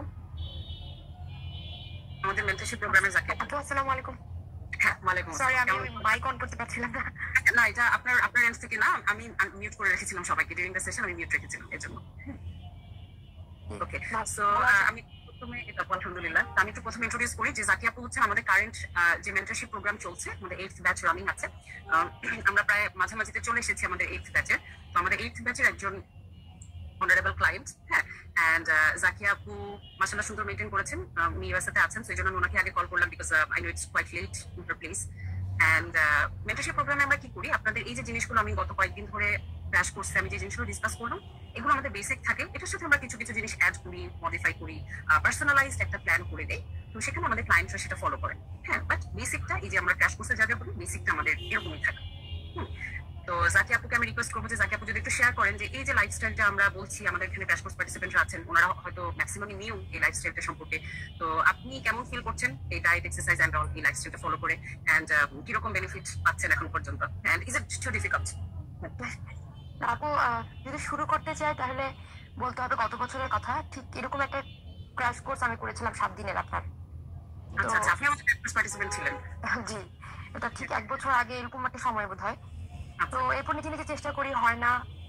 পিসিএস আছে, হাইপোথাইরয়েডিজম আছে, আর অনেক একটা মানে একটা ট্রানজিশন লাইফে বাংলাদেশ থেকে ইউএসএ আসা, সবকিছু মিলায় আমি হয়তো বা কোপ আপ করে উঠতে পারি নাই। এরপরে আমি পরপর 2টা আইওআই করি এখানেই ইউএসএতেই, 2টাই ফেইল্ড। এরপর গত রোজায় আপনার একটা 1 মাসের কোর্স ছিল, আমি ওটাতেও জয়েন করি, আমি ওটাও কন্টিনিউ করতে পারি নাই।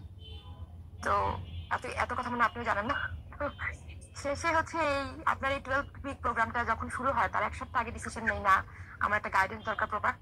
আমি এই জয়েন করলাম গত সেপ্টেম্বরে। তো এর আগের কথা যদি বলি, একদিনে তো ওয়েট বাড়ে নাই, প্রায় 75 কেজি ওয়েট ছিল আমার গত অগাস্টে।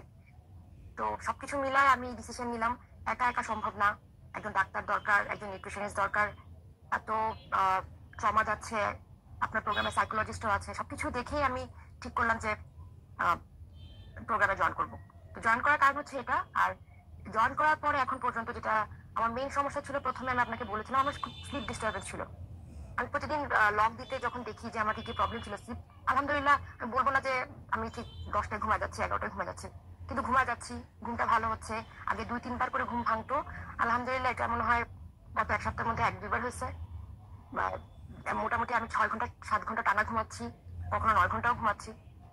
এটা মানে আমি ওভারকাম করতে পারছি এটা প্রথমে। আর যেহেতু এখনো প্রসেসিং চলতেছে, এত বছরের বদ অভ্যাস 1-1.5 মাসে আসলে চেঞ্জ করা কঠিন।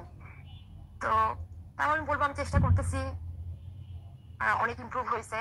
আর সবচেয়ে বড় ইমপ্রুভ হচ্ছে আমার আজকে সকালের ওয়েটটা যদি বলি 69.7। তো মানে অনেকদিন পর আমি নিজেকে 6-এর ঘরে দেখে আমার খুব ভালো লাগতেছে। আমি সকাল 74-75 কেজি দেখছি, সেখানে 69 অনেক এজ, একদম জাস্ট 70 আর 69 কাছাকাছি, কিন্তু তারপরেও 6 ঘর দেখে আমার ভালো লাগতেছে।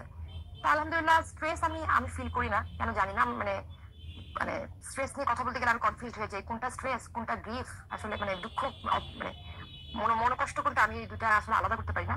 বাট তারপর আমি স্ট্রেস ফিল করি না। আর আর সবকিছু মিলে ভালো আছি, অনেক কিছু ইমপ্রুভ হয়েছে, নিজেরা চেষ্টা করতেছি, আর বাকিটা আল্লাহর উপর। আপনারাও চেষ্টা করতেছেন, পুশ করতেছেন। নিউট্রিশনিস্ট আপু প্রতিদিন এটা হয় নাই, ওটা হয় নাই, আপু ওটা কম খাওয়া হয়েছে সেটা। তো আলহামদুলিল্লাহ সবকিছু মিলে ভালো লাগতেছে, প্রোগ্রামও ভালো লাগতেছে। আর আমি বাকিরাও আমার মতো অনেকে আছেন নিশ্চয়ই, তারাও আশা করি আপনার এইসব প্রোগ্রাম থেকে উপকৃত হবে। সবার জন্য দোয়া রইল, আমার জন্য দোয়া করবেন। জাজাকিল্লাহ খাইরান কাসির আপু। আর আপু যে কোশ্চেনটা আমি করেছিলাম যে ডায়েট বা লাইফস্টাইল থেকে খুব ডিফিকাল্ট মনে হচ্ছে, যদি আপনি অলরেডি বলেছেন যে অত কষ্ট হচ্ছে না, বাট তারপরও মানে খুব কি কঠিন মনে হচ্ছে নাকি? ডিফিকাল্ট মনে হয় না, চাইলেই সম্ভব, যেটা যতটুকু বুঝেছি। কিন্তু আপু যে বদভ্যাস থাকে না, একটু খেয়ে ফেলি, ওটার কারণে আর কি মনে হচ্ছে ঠিক আছে বাসায় থাকলে যেটা হয় ঠিক আছে একটু খেয়ে ফেলি, একটু এটা খাই, একটু ওটা খেয়ে, ওটাই। বাট আসলে যখন আর হ্যাবিট হয়ে যায় তখন দেখবেন যে ওগুলো বাদ দেওয়াটা ইজিয়ার, একটু কনসিস্টেন্ট থাকতে হবে আর কি। আচ্ছা, thank you so much Zaki আপু। Thanks a lot. আসসালামু আলাইকুম। ওয়ালাইকুম আসসালাম। আচ্ছা, এরপরে আমাদের কি হুরুন্নাস আপু আছেন? জি আপু আছে। আসসালামু আলাইকুম। ওয়ালাইকুম আসসালাম রাহমাতুল্লাহ। আচ্ছা, আমাদের ক্র্যাশ কোর্স পার্টিসিপেন্ট যে আপুরা আছেন তারাও কিন্তু চাইলে যে আমাদের যে আপুরা আছেন ওনারা আমাদের মেন্টরশিপের আপুরা, মানে কারেন্টলি ওনারা মেন্টরশিপ এনরোলড। আপনারা কিন্তু চাইলে আপুদেরকে কোনো কোয়েশ্চেন করতে পারেন যদি চান, যে ডায়েট বা লাইফস্টাইল কোনো জিনিসটা নিয়ে যদি মনে হয় যে আচ্ছা আপুকে একটু জিজ্ঞেস করি, ইউ ক্যান আস্ক কোয়েশ্চেনস। হ্যাঁ, আচ্ছা। তো হুরুন্নাস আপু আমাদের কারেন্ট প্রোগ্রামে আছেন, 12 উইক প্রোগ্রামে, যেটা অ্যারাউন্ড 6 উইকস আমরা কমপ্লিট করেছি, মাঝামাঝিতে আছি। তো হুরুন্নাস আপুর কাছ থেকে আপুর এক্সপিরিয়েন্সটা জানতে চাই যে খুব কি কঠিন মনে হচ্ছে আর কিরকম ইমপ্রুভমেন্টস ফিল করছেন এখন পর্যন্ত, যদিও মাত্র 6 সপ্তাহ হয়েছে, তো তারপরও। জি আপু, আমি বলতে গেলে 6 সপ্তাহে হয়তো 70-80% আমি ফলো করতে পেরেছি। মাঝে মাঝে ট্যুর বাবদ দেখা গেছে যে আমি ফলো করতে পারিনি, বাট তারপরও আমি এই 6 সপ্তাহে মানে মেজর যেই চেঞ্জেসটা দেখেছি সেটা হচ্ছে আমার মুখ ফেসের একনে হচ্ছে ডিসঅ্যাপিয়ার হয়েছে। মানে আর আমার ডায়েট ফলো করতে কষ্ট হয়েছে কিনা বা লাইফস্টাইল মেনটেন করতে কষ্ট হয়েছে কিনা এটা যদি বলি, মানে আসলে তো একটা লাইফ চেঞ্জ করা মানে একটা বদ অভ্যাসের ভিতর থেকে একটা সঠিক লাইফস্টাইলে আসা, যেটা আসলে আমাদের সবসময় করা উচিত ছিল, ছোটবেলা থেকেই করা উচিত ছিল, যেটা আসলে আমরা জানতাম না, কোনোদিনই সেভাবে আমাদেরকে বলা হয়নি। যেরকম এই একনে ইস্যু নিয়ে আমি আসলে ছোটবেলা থেকেই সাফার করেছি, বাট আমাকে কখনোই কোনো ডাক্তার, মানে আমি অনেক ট্রিটমেন্টও নিয়েছি, বাট কোনো ডাক্তারই আমাকে আসলে প্রপারলি বলেনি যে এটা আমার আসলে কেন হচ্ছে বা এটা থেকে আমি শুধু আমাকে হচ্ছে প্রচুর পরিমাণে অ্যান্টিবায়োটিক দিয়েছে। লাইক আমি আমার লাইফে প্রায় 10-12 বছর টানা শুধু অ্যান্টিবায়োটিক খেয়েছি, যেটা আমি জানি না আমার শরীরে কিভাবে এফেক্ট করেছে, আমি আসলে জানি না। তো তারপরেও কোনোদিন এমন হয়নি যে আমার একনে ইমপ্রুভ করেছে। তো সামহাও বিয়ের পরে কিছুটা ইমপ্রুভ হয়েছে, তারপর আবার হঠাৎ করে আমার জ লাইনে প্রচুর একনে হওয়া শুরু হয়েছিল। তো সাথে সাথে তো ফার্টিলিটি ইস্যু আছেই। তো ওই ফার্টিলিটি, আমি একটা ফরেন একটা গ্রুপে ছিলাম, তো ওই গ্রুপটাতে আমাকে সাজেস্ট করেছিল যে ফার্টিলিটির জন্য সাজেস্ট করেছিল যে একটা হরমোন বেসড, মানে হরমোনাল ইস্যুগুলো যে দেখবে, অথবা পার্সোনালাইজড কোনো ডক্টর যেখানে আমার ইস্যুগুলোকে পার্সোনাল আলাদা আলাদা ইস্যু নিয়ে হচ্ছে আমাকে ডিল করবে। যেমন আমি যদি বলি ফার্টিলিটি ডাক্তার বা গতানুগতিক যে ডাক্তারের কাছে আমরা সাধারণত যাই, তারা সাধারণত একটা একতরফা ট্রিটমেন্ট দিয়ে যায়, মানে সবাইকে যেভাবে ট্রিটমেন্ট দেয় মানে রেগুলার সবাইকে সেভাবেই দিতে থাকে, মানে এটার মাঝখানে কোনো চেঞ্জেস থাকে না। ওভুলেশন ইন্ডাকশন মেডিসিন দিবে, কিছুদিন পরে ওভুলেশন ইনজেকশন দিবে, বাট আসলে কারণগুলোকে হচ্ছে আইডেন্টিফাই করে না। তো আমি ভাবতেছিলাম যে আমি তো আসলে এই ধরনের ডাক্তার কোথায় পাবো, বাংলাদেশে তো এরকম নেই। তারপর কিভাবে আল্লাহ হচ্ছে আমাকে মিলাই দিচ্ছে যে আমি শিফা ওয়েলনেসের যতগুলো পোস্ট দেখেছি ফেসবুকের মাধ্যমেই দেখেছি, তো সবগুলোই দেখলাম যে হরমোন নিয়ে কথা বলতেছে, যে হরমোনাল ইমব্যালেন্স এসব নিয়ে কথা বলতেছে। তারপর মনে হলো যে আচ্ছা ঠিক আছে, জয়েন করা যায়, আমি একটু জয়েন করে দেখি। তারপর মনে হলো যে হ্যাঁ, আমি 6 সপ্তাহে যতটুকু ফলো করতে পেরেছি আলহামদুলিল্লাহ, মানে আমার একনে মানে চিন লাইনে মানে জ লাইনে আর চিনে যেই সিভিয়ার একনে হওয়া শুরু হয়েছিল, যেটা এই যে এসে আমার জন্য আরেকটু মানে খারাপ লাগতেছিল, ইচিং একনে, মানে আমি খুবই সাফার করতেছিলাম এই একনেটা নিয়ে। আলহামদুলিল্লাহ জাস্ট এই 1.5 মাসেই আমার হচ্ছে এই একনেটা ইমপ্রুভ হয়েছে, যেটা আলহামদুলিল্লাহ। বাট ফার্টিলিটি অবশ্যই আল্লাহ চাইলে ইমপ্রুভ হবে, কনসিভ করা সেটা তো কিছুটা আল্লাহর হাতে, মানে পুরোটাই আল্লাহর হাতে। আমি আমার তরফ থেকে চেষ্টা করতে পারি, আর চেষ্টার দিক থেকে হচ্ছে অনেক হেল্প পেয়েছি। যেরকম আসলে ইনফ্লামেশন, চিনি খেলে কেন ইনফ্লামেশন হয় বা রিফাইন্ড অয়েলে কিভাবে ইনফ্লামেশন হয়, এই ধরনের ইনফরমেশন গুলো যত আপনাদের এই কোর্সের মাধ্যমে পেয়েছি আমার আসলে হেল্প হয়েছে। তখন আমি আর ডেজার্টটা খেতে মন চাইলেও আমি এখন ডেজার্টটা খেলে আমার বডিতে কি কি এফেক্ট হবে সেটা মনে পড়ার পরে আমি দেখা যাচ্ছে যে ডেজার্টটা আমি অ্যাভয়েড করতেছি আলহামদুলিল্লাহ। এটাই আপু, আমি আসলে কতটুকু বলতে পেরেছি। ওকে, থ্যাংক ইউ আপু, থ্যাংক ইউ সো মাচ হুরুন্নাস আপু। তো হুরুন্নাস আপু সাফার ভুগছিলেন খুব অ্যাকনিটা নিয়ে। আমার মনে আছে আমার প্রথম দিন যেদিন আপুর সাথে সেশন হয়, শি ওয়াজ মেনশনিং ইট যে কোনোভাবেই অ্যাকনি যাচ্ছে না, যে অনেক ডক্টর দেখিয়েছেন, অনেকদিন ট্রিটমেন্ট নিয়েছেন, এন্ড আপু তো মেনশন করলেন যে 12 বছর অ্যান্টিবায়োটিক খেয়েছেন, তারপরেও যাচ্ছিল না। And just healthy lifestyle, anti inflammatory lifestyle, anti inflammatory diet and লাইফস্টাইলের মাধ্যমে আলহামদুলিল্লাহ অ্যাকনিটা কিন্তু চলে গেছে। সো এই যে অ্যাকনি গিয়েছে, এটা কিন্তু জাস্ট লোকালাইজড না, যে আপুর যে জাস্ট অ্যাকনি ভালো হয়েছে তা কিন্তু না। আমি অলওয়েজ বলি যে আমাদের স্কিন এন্ড হেয়ার, স্পেসিফিকলি আমাদের স্কিন, এটা কিন্তু আমাদের internal health, skin and gut health, definitely skin, gut health, পিরিয়ডের কথাও বলবো, এন্ড হেয়ার, এই চারটা জিনিস আমাদের ইন্টারনাল হেলথকে রিপ্রেজেন্ট করে। আপনার পিরিয়ড যদি ভালো থাকে, আপনার গাট হেলথ যদি ভালো থাকে, আপনার স্কিন হেলথ যদি ভালো থাকে, আর হেয়ার, এগুলো যদি আপনার মোটামুটি হেলদি থাকে, আপনি বুঝতে পারবেন যে আপনার শরীরের ভেতরের সবকিছু ইনশাল্লাহ ভালো চলছে। এগুলোর মধ্যে থেকে যদি খারাপ থাকে কোনোটা, স্পেসিফিক্যালি হেয়ারটা বাদ দিয়ে বাকি তিনটা যদি খারাপ থাকে, বুঝতে হবে যে শরীরে ইনফ্লেমেশন আছে, শরীরের সমস্যা আছে। মানে কোনো টেস্ট করার দরকার নেই, আপনি আপনার শরীরের সিমটম থেকে নিজেই বুঝবেন। তো যেহেতু অ্যাকনিটা ইমপ্রুভ করেছে, ডেফিনেটলি শরীরের ভিতরেও অ্যান্টি ইনফ্লেমেটরি এফেক্টটা হচ্ছে, ইনফ্লেমেশন কমে গেছে ইনশাল্লাহ। যে উদ্দেশ্য নিয়ে আমাদের প্রোগ্রামে আছেন ইনশাল্লাহ সেটাও কুইকলি ফুলফিল হবে ইনশাল্লাহ। থ্যাংক ইউ আপু, থ্যাংক ইউ রনেস আপু। তো আমাদের এখানে আমি জাস্ট আরেকজন আপু, আমাদের সোহেলি আপুর সাথে একটু কথা বলবো, বলে আমরা মেডিটেশনে চলে যাবো, জাস্ট 2 to 3 মিনিটস ইনশাল্লাহ। আমরা সোহেলি আপুকে আছেন? হ্যাঁ আপু, আসসালামু আলাইকুম। আছি আপু। আসসালামু রাহমাতুল্লাহ। হ্যাঁ সোহেলি আপু কেমন আছেন? হ্যাঁ আপু, আলহামদুলিল্লাহ ভালো আছে। আপনি সবাই ভালো আছেন নিশ্চয়ই? আলহামদুলিল্লাহ, আলহামদুলিল্লাহ। হ্যাঁ, তো সোহেলি আপু আপনার এক্সপিরিয়েন্সটা যদি শুনি, যে আমাদের প্রোগ্রামে যে সাপোর্ট গুলো পাচ্ছেন সেখানে কেমন লাগছে, হ্যাঁ, কিরকম ফিজিক্যাল ইমপ্রুভমেন্ট হচ্ছে, এন্ড ওভারঅল লাইফস্টাইলটা কি ডিফিকাল্ট মনে হচ্ছে কিনা? হ্যাঁ আপু, ধন্যবাদ আপনাকে। আসলে আমি সবার কথা শুনছিলাম, এই যে আমাদের আরো দুজন আপু যে কথা শেয়ার করলেন।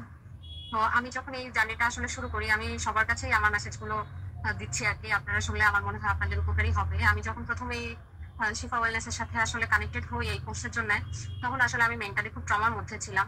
আমার লাইফে আসলে একটা বড় ঝামেলা, অ্যাক্সিডেন্টের মতো দিয়েছে। তো তারপরে আমি আসলে কি করবো, কিভাবে আবার নিজেকে সামলাবো, গুছাবো, আমি বুঝতেছিলাম না। এবং তখন আমি ফিজিক্যালিও যথেষ্ট, মানে আমি উইক এবং আমার শরীরও খারাপ। এর মধ্যে আমি একদিন আসলে শিফা ওয়েলনেসে যোগাযোগ করলাম যে আমার এখন যেরকম অবস্থা যাচ্ছে, এই অবস্থায় আসলে আমি এই কোর্স নিতে পারবো কিনা। তো দীর্ঘক্ষণ ওনাদের একজন প্রতিনিধি মাইশা ম্যান্ডিলা আপু, ওনার সাথে আমার কথা হয় এবং উনি আমাকে একটা কথা বলেছিলেন। কথাটা মানে এখনো আমার প্রায় দিনই মনে হয় যে সেদিনই কথা বললাম আর কি। বলেছিলেন যে আপু, এই কোর্সের মধ্যে দিয়ে আসলে আপনার হিলিংটা হবে। আপনি হয়তো এখন অতটা শিওর হইতে পারছেন না, কিন্তু আসলে আপনি কোর্স করলে বুঝবেন। আসলে আমার মনে হয় যে হয়তো দিন চলে গেলে আস্তে আস্তে আমরা যে কোনো জিনিস থেকে নিজেরা হিল করি, তবে সেই হিলিংটা আসলে শিফা ওয়েলনেসের কারণে আমার অনেক ইজি হয়েছে। কারণ ওই টাইমে আমি এমনিতে অন্য একজন সাইকোলজিস্টের সাথে আসলে কনসালটেন্সি নিচ্ছিলাম, কিন্তু দেখা যাচ্ছে ব্যাপারটা এমন ছিল যে সাইকোলজিস্ট উনি আমাকে সপ্তাহে একবার আসলে 1 ঘন্টা ওনার একটা সেশন হওয়ার পরে 1 সপ্তাহ অপেক্ষা করে আরেকটা সেশনের জন্য আমার কথা বলতে হবে। তো ওইটা হচ্ছে, এটা আসলে আপনি যখন কোনো একটা বার্নিং ইস্যু আপনার মধ্যে থাকবে, আপনি পারবেন না ওই পরিমাণ অপেক্ষা করতে। আমার এটা খারাপ লাগতেছিল। আবার হচ্ছে আমার ফিজিক্যালি ফিট হওয়া খুব দরকার ছিল। এই সবকিছু মিলায় আমি আসলে খুব, মানে মনটা একটু দূর দূর করতেছিল, ওইভাবেই ভর্তি হয়ে গেলাম। কিন্তু ভর্তি হওয়ার পরে যেটা হলো, আমার তাসমিনা আপুর সাথে একটা সেশন হলো, সাইকোলজিস্ট আপুর সাথে সেশন হলো, নিউট্রিশনিস্ট আপুর সাথে সেশন হলো। আমার মনে হলো আমি আসলে 3টা গার্ডিয়ান পেলাম। মানে এইটা আমার কাছে খুব ভালো লাগছে যে যাক, আমাকে অন্তত একা একা এই সমস্যাটা আসলে পার করতে হবে না, আমি কাউকে পাচ্ছি। এবং যত দিন গেছে ততই আসলে আমার নির্ভরতা ওনাদের উপরে বাড়ছে এবং আমি হচ্ছে নিজেকে গুছাইতে আমার আলহামদুলিল্লাহ এত হেল্প হয়েছে। এটা আসলে আমি, যদিও এটা আমরা সবাই ওনাদের ক্লায়েন্ট, তবুও আমি ওনাদের উপর কৃতজ্ঞ যে আমার আসলে এই হিলিংটা একা একা করতে হয় না। যেমন আমি যদি বলি, আমি সবচেয়ে বেশি কানেক্টেড আসলে নিউট্রিশনিস্ট আপুর সাথে ফিল করি, কারণ উনি প্রতিদিনই হচ্ছে বলে আপু ডায়েট লগ, মানে ফুড লগটা দেন, ব্লগ আপলোড করেন। তো এরপর দেওয়ার পরে আমি এটাও বুঝতে পারি যে উনি আসলে লগটা শুধুমাত্র আমার কাছ থেকে নিচ্ছে এরকম না, উনি লগে যা দেখে ওই অনুযায়ী আবার আমার সাথে কথা বলে যে হচ্ছে আপু আপনার তো আজকে প্রোটিন কম হয়েছে, বা প্রোটিনটা যেভাবে খেয়েছেন আমাকে আরেকটু বুঝায় বলেন, 1 পাম্প 2 পাম্প। দেখা যাচ্ছে কি যে এই যে একজন কাউকে আমার বলতে হচ্ছে প্রতিদিন আমি কি খাচ্ছি, এইটার কারণে কিন্তু আমার খাওয়া দাওয়াটা একদম একটা চেক একটা সিচুয়েশনে আমি রাখতে পারতেছি। মানে আমি হাবিজাবি কিছু খাবো এবং খাওয়ার পরে আমার ওনাকে বলতে হবে যে আমি তো ঠিক মতো খাবারটা খাচ্ছি না, বা যেই খাবারটা আমার খাওয়া উচিত না তাও আমি খাচ্ছি এবং ওনাকে আমি বলতেছি। এটা আমার কাছে নিজের কাছে খারাপ লাগে। তো যার কারণে দেখা যাচ্ছে আমি প্রতিদিন খুব ক্লিন ইটিং এর হ্যাবিটের মধ্যে চলে আসছি। এবং এটা প্রথম কয়েকদিন তো একটু আসলে মনে হচ্ছিল যে কিভাবে মেনটেন করবো, এটা বাদ পড়ে যাচ্ছে, ওটা বাদ পড়ে যাচ্ছে। কিন্তু একটা সময় এসে এখন আমার সবকিছু একদম ঠিক হয়ে গেছে। এবং আমি আসলে, আমরা কম বেশি তো সবাই জানি, একটু সচেতন না হলে আপনারাও আসলে এই প্রোগ্রামটাতে এই যে জয়েন করেন নাই, এখন সচেতন আমরা সবাই কম বেশি। কিন্তু আসলে সেগুলো লাইফে ইমপ্লিমেন্ট করতে গেলে আপনার আসলে একটা গার্ডিয়ানশিপের দরকার হবে, যে কেউ আপনাকে গাইড করুক। ঠিক ছোটবেলায় যেভাবে আমাদেরকে প্রাইভেট পড়ায়, আমার কাছে ওরকম একটা ফিল হয় যে আমার 2-3 জন মেন্টর আছে। আবার আমার অন্যান্য ব্যাপার নিয়ে আমি তাসমিনা আপুর সাথে কমিউনিকেট করেছি, বা সাইকোলজিস্ট আপুর সাথে আমার কিছুদিন এমন একটা খারাপ অবস্থা যাচ্ছিল যে আমি ওনার কাছ থেকে এক্সট্রা সেশন চেয়েছি যে আপু আপনি আমাকে একটা এক্সট্রা সেশন নেন, আমার এই বিষয়গুলো নিয়ে আপনার সাথে কথা বলা প্রয়োজন।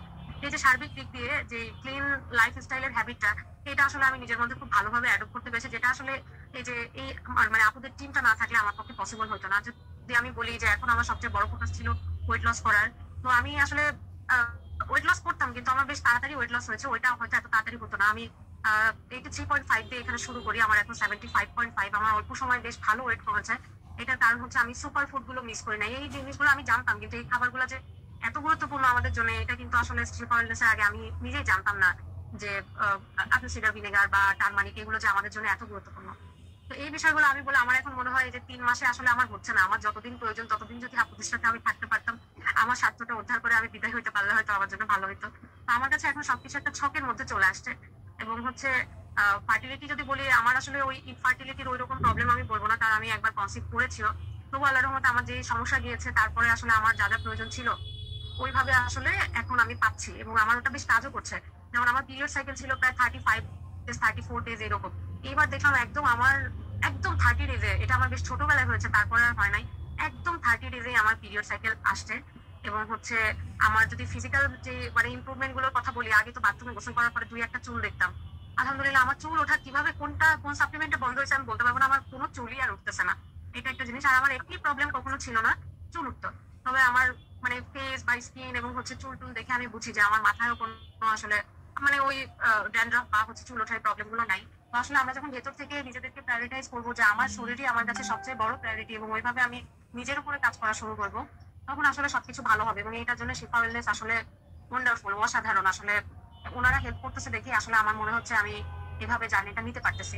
ব্যাস, অনেক কথা বললাম, থ্যাংক ইউ আপু, আর সবাইকেও আমার পক্ষ থেকে ধন্যবাদ। Thank you so much Soheli আপু, খুব সুন্দর করে বলেছেন, আলহামদুলিল্লাহ, thank you so much. And specially Soheli আপুর দুই একটা পয়েন্ট একটু আমি আবার কোট করবো। সেটা হচ্ছে যে সোহেলি আপু বলেছেন যে যখন জানতে পারলাম, কারণ এখন তো সবাই যে আপু বলেছেন যে আপনারা সবাই অ্যাওয়ার দেখেই কিন্তু আমাদের প্রোগ্রামে জয়েন করেছেন, তাই না? আপনারা অ্যাওয়ার অ্যান্ড আপনারা নিজেদের হেলথ সম্পর্কে কনসিয়াস দেখেই আপনারা আমাদের প্রোগ্রামে জয়েন করেছেন আরো ভালো জানার জন্য। তো এখন ইনফরমেশনের যুগে কিন্তু আমি যে কথাগুলো বলেছি এগুলো হয়তো খুঁজলে টুজলে আপনি মোটামুটি সবকিছু পেয়ে যাবেন ইনফরমেশনের এই সময়টাতে। কিন্তু এই যে একটার সাথে আরেকটা কানেক্ট করা, যে এটা খেলে এটা হবে, ওটা খেলে ওটা হবে, যেমন যে ম্যাগনেসিয়াম খেলে যে ফলিক অ্যাসিড, ম্যাগনেসিয়াম আর ফলিক অ্যাসিড একসাথে খেলে যে ফলিক অ্যাসিড অ্যাবজর্ব হয় না, এটা আমি নিজেই জেনেছি অনেকদিন পরে। হ্যাঁ, তো মানে আমি এটা জেনেছি আমার প্রেগনেন্সির সময়, আনফরচুনেটলি ততদিন তার আগে আমি একসাথে খেতাম সব। হ্যাঁ, তো এই যে ছোট ছোট জিনিসগুলো, এগুলো কিন্তু অনেক ম্যাটার করে। হ্যাঁ, তো এই যে ইনফরমেশন গুলো আমরা সবকিছু বুঝি আপনাদের জন্য এনেছি, এটা আসলে অনেক বড় ব্যাপার। এটা আই গেস অন্য আর কোথাও পাবেন না। আরেকটা জিনিস হচ্ছে যে নলেজ ইজ পাওয়ার। হ্যাঁ, আপনি যদি কোনো ডায়েটিশিয়ানের কাছে যান বা যেখানে যান, আসলে সময় নিয়ে তো কেউ বোঝায় না, তাই না? তো এত সময় আসলে থাকেও না। এই যে দেখেন আমাদের প্রোগ্রামে আমি প্রায় টোটাল অলরেডি 5-6 ঘন্টা, 4 দিন মিলে যদি বলি 5-6 ঘন্টা চলে গেল। তো আপনি তো একজন ডক্টরের কাছে গেলে বা একজন নিউট্রিশনিস্টের কাছে যদি আপনি যান, 5-6 ঘন্টা সময় তো আসলে সম্ভব না একজনকে দেওয়া, তাই না? আপনার পক্ষেও সম্ভব না, 5-6 ঘন্টা বসে থাকা ডক্টর বা নিউট্রিশনিস্টের পক্ষেও সম্ভব না। সো দেখা যায় কি অনেক ইনফরমেশন মিস হয়ে যায়। আপনি খালি জানছেন যে আচ্ছা আমাকে এটা খেতে হবে, এটা খেতে হবে, ওটা খেতে হবে, কিন্তু আপনি জানছেন না যে কেন খেতে হবে, তাই না? এটা খেয়ে কি লাভ, ওটা আমি কেন বাদ দিব। আপনি যখন জানবেন যে এটা আমি এই কারণে বাদ দিব, এটা খেলে আমার শরীরে এটা হবে, ওইটা খেলে আমার শরীরে এটা হবে, তখন আপনার জন্য বাদ দেওয়াটা ইজিয়ার হবে। যেমন কিছুক্ষণ আগে হুরুনের আপু সেটা বলেছেন যে হ্যাঁ, আমি যখন জানি যে এটা খেলে আমার সমস্যা হবে, তখন অটোমেটিক্যালি ওই খাবারটার প্রতি আমার অ্যাট্রাকশন কাজ করে। হ্যাঁ, so this is the empowerment I want in all of you, যে আপনারা জানবেন, জিনিসটাকে এমবডি করবেন। এই নলেজটা শুধু মাথায় থাকবে না, নলেজটা আপনার নিজের মধ্যে থাকবে, নলেজটা আপনি অ্যাপ্লাই করবেন।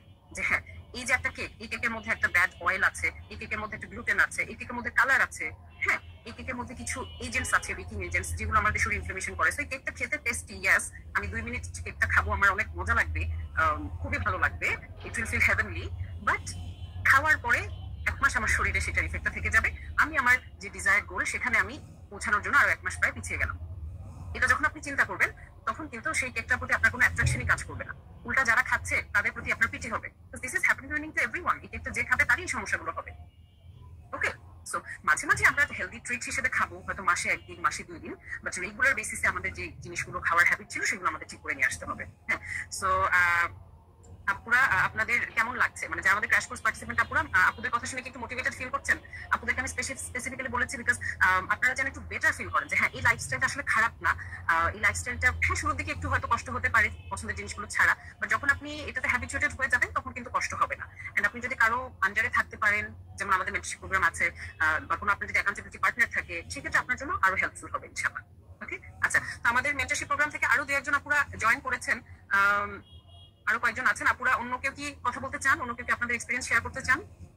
অন্য আপুরা যারা আছেন আমাদের মেন্টরশিপ থেকে আরো কয়েকজন আছেন, এনিওয়ান?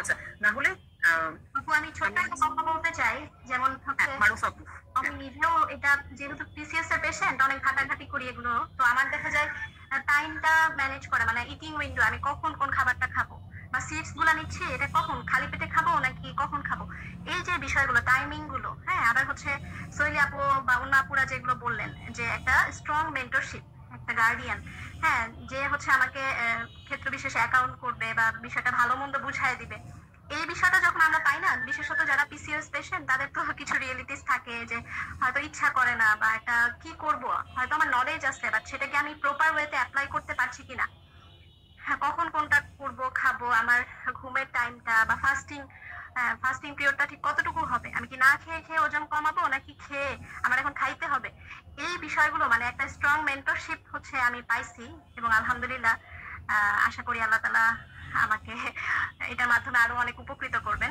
এটাই আপু বলার ছিল। থ্যাংক ইউ সো মাচ আপু, মারুফ আপু, আপনার এক্সপেরিয়েন্সটা শেয়ার করার জন্য। তো আরেকটা সুন্দর জিনিস যেটা আমাদের মেন্টরশিপের, আলহামদুলিল্লাহ স্পেসিফিক্যালি এই ব্যাচের আপুদের ক্ষেত্রে আমি দেখেছি যে মাশাআল্লাহ আপুরা সবাই খুব ফ্রেন্ডলি। তো আমাদের একটা কমন চ্যাট বক্স আছে, সেখানেও আপুরা সবাই একজন একজনের সাথে ইন্টারঅ্যাক্ট করেন, এন্ড আমার মনে হয় যে এটা অনেক বড় একটা সাপোর্ট, বিকজ মোটামুটি সবাই আমরা তো একদম খুব স্পেসিফিক একটা নিশ নিয়ে কাজ করছি, আমরা কিন্তু ব্রড টার্মে অনেক ক্লায়েন্ট নিয়ে কাজ করি, আমরা একদম যাদের পিসিওএস আছে বা যাদের ফার্টিলিটি স্ট্রাগলস আছে এই ক্লায়েন্টদেরকে নিয়ে আমরা কাজ করছি। হ্যাঁ, সো দেখা যায় সবার জার্নিগুলোই কাছাকাছি, সো সবাই একজন আরেকজনের সাথে কানেক্ট করতে পারেন। কোনো প্রবলেম হলে আমি দেখেছি যে আমাদের চ্যাট বক্সে আপুরা নিজেরাও অনেক কথা বলেন, তো দেখা যায় যে তাদের মধ্যে একটা গুড ফ্রেন্ডশিপ হয়ে যায়, একটা সাপোর্ট কাজ করে, that also works really good for the mental health, তাই না? যে আমরা আমাদের জার্নিতে যদি আমার মধ্যে কাউকে পাই, এটা কিন্তু আমাদের খুব সাপোর্টেড ফিল হয়, একজন আরেকজনকে আপুরা আবার নিজেরাও একজন আরেকজনকে মোটিভেট করেন, তো খুব ভালো লাগে আমার এটা দেখলে। আসসালামু আলাইকুম আপু, আমি তামান্না বলছি আপু। তামান্না আপু কেমন আছেন? আলহামদুলিল্লাহ ভালো আপু। আমি আপুদের একটা জিনিস একটু জানাতে চাই, আমি কি পারবো জানাতে? হ্যাঁ শিওর, তামান্না আপু আমাদের মেন্টরশিপ প্রোগ্রামে আছেন এখন। সেটা হচ্ছে আপু, আমি একটু বলি আমার সম্পর্কে। সেটা হচ্ছে আমি এপ্রিল মাসে ফার্স্ট হচ্ছে তোমার আপুর সাথে আমার সেশন হয়, তখনই আমি সিফা ওয়েলনেস সম্পর্কে জানতে পারি। এর আগে আমার 6.5 years এর প্রফেশন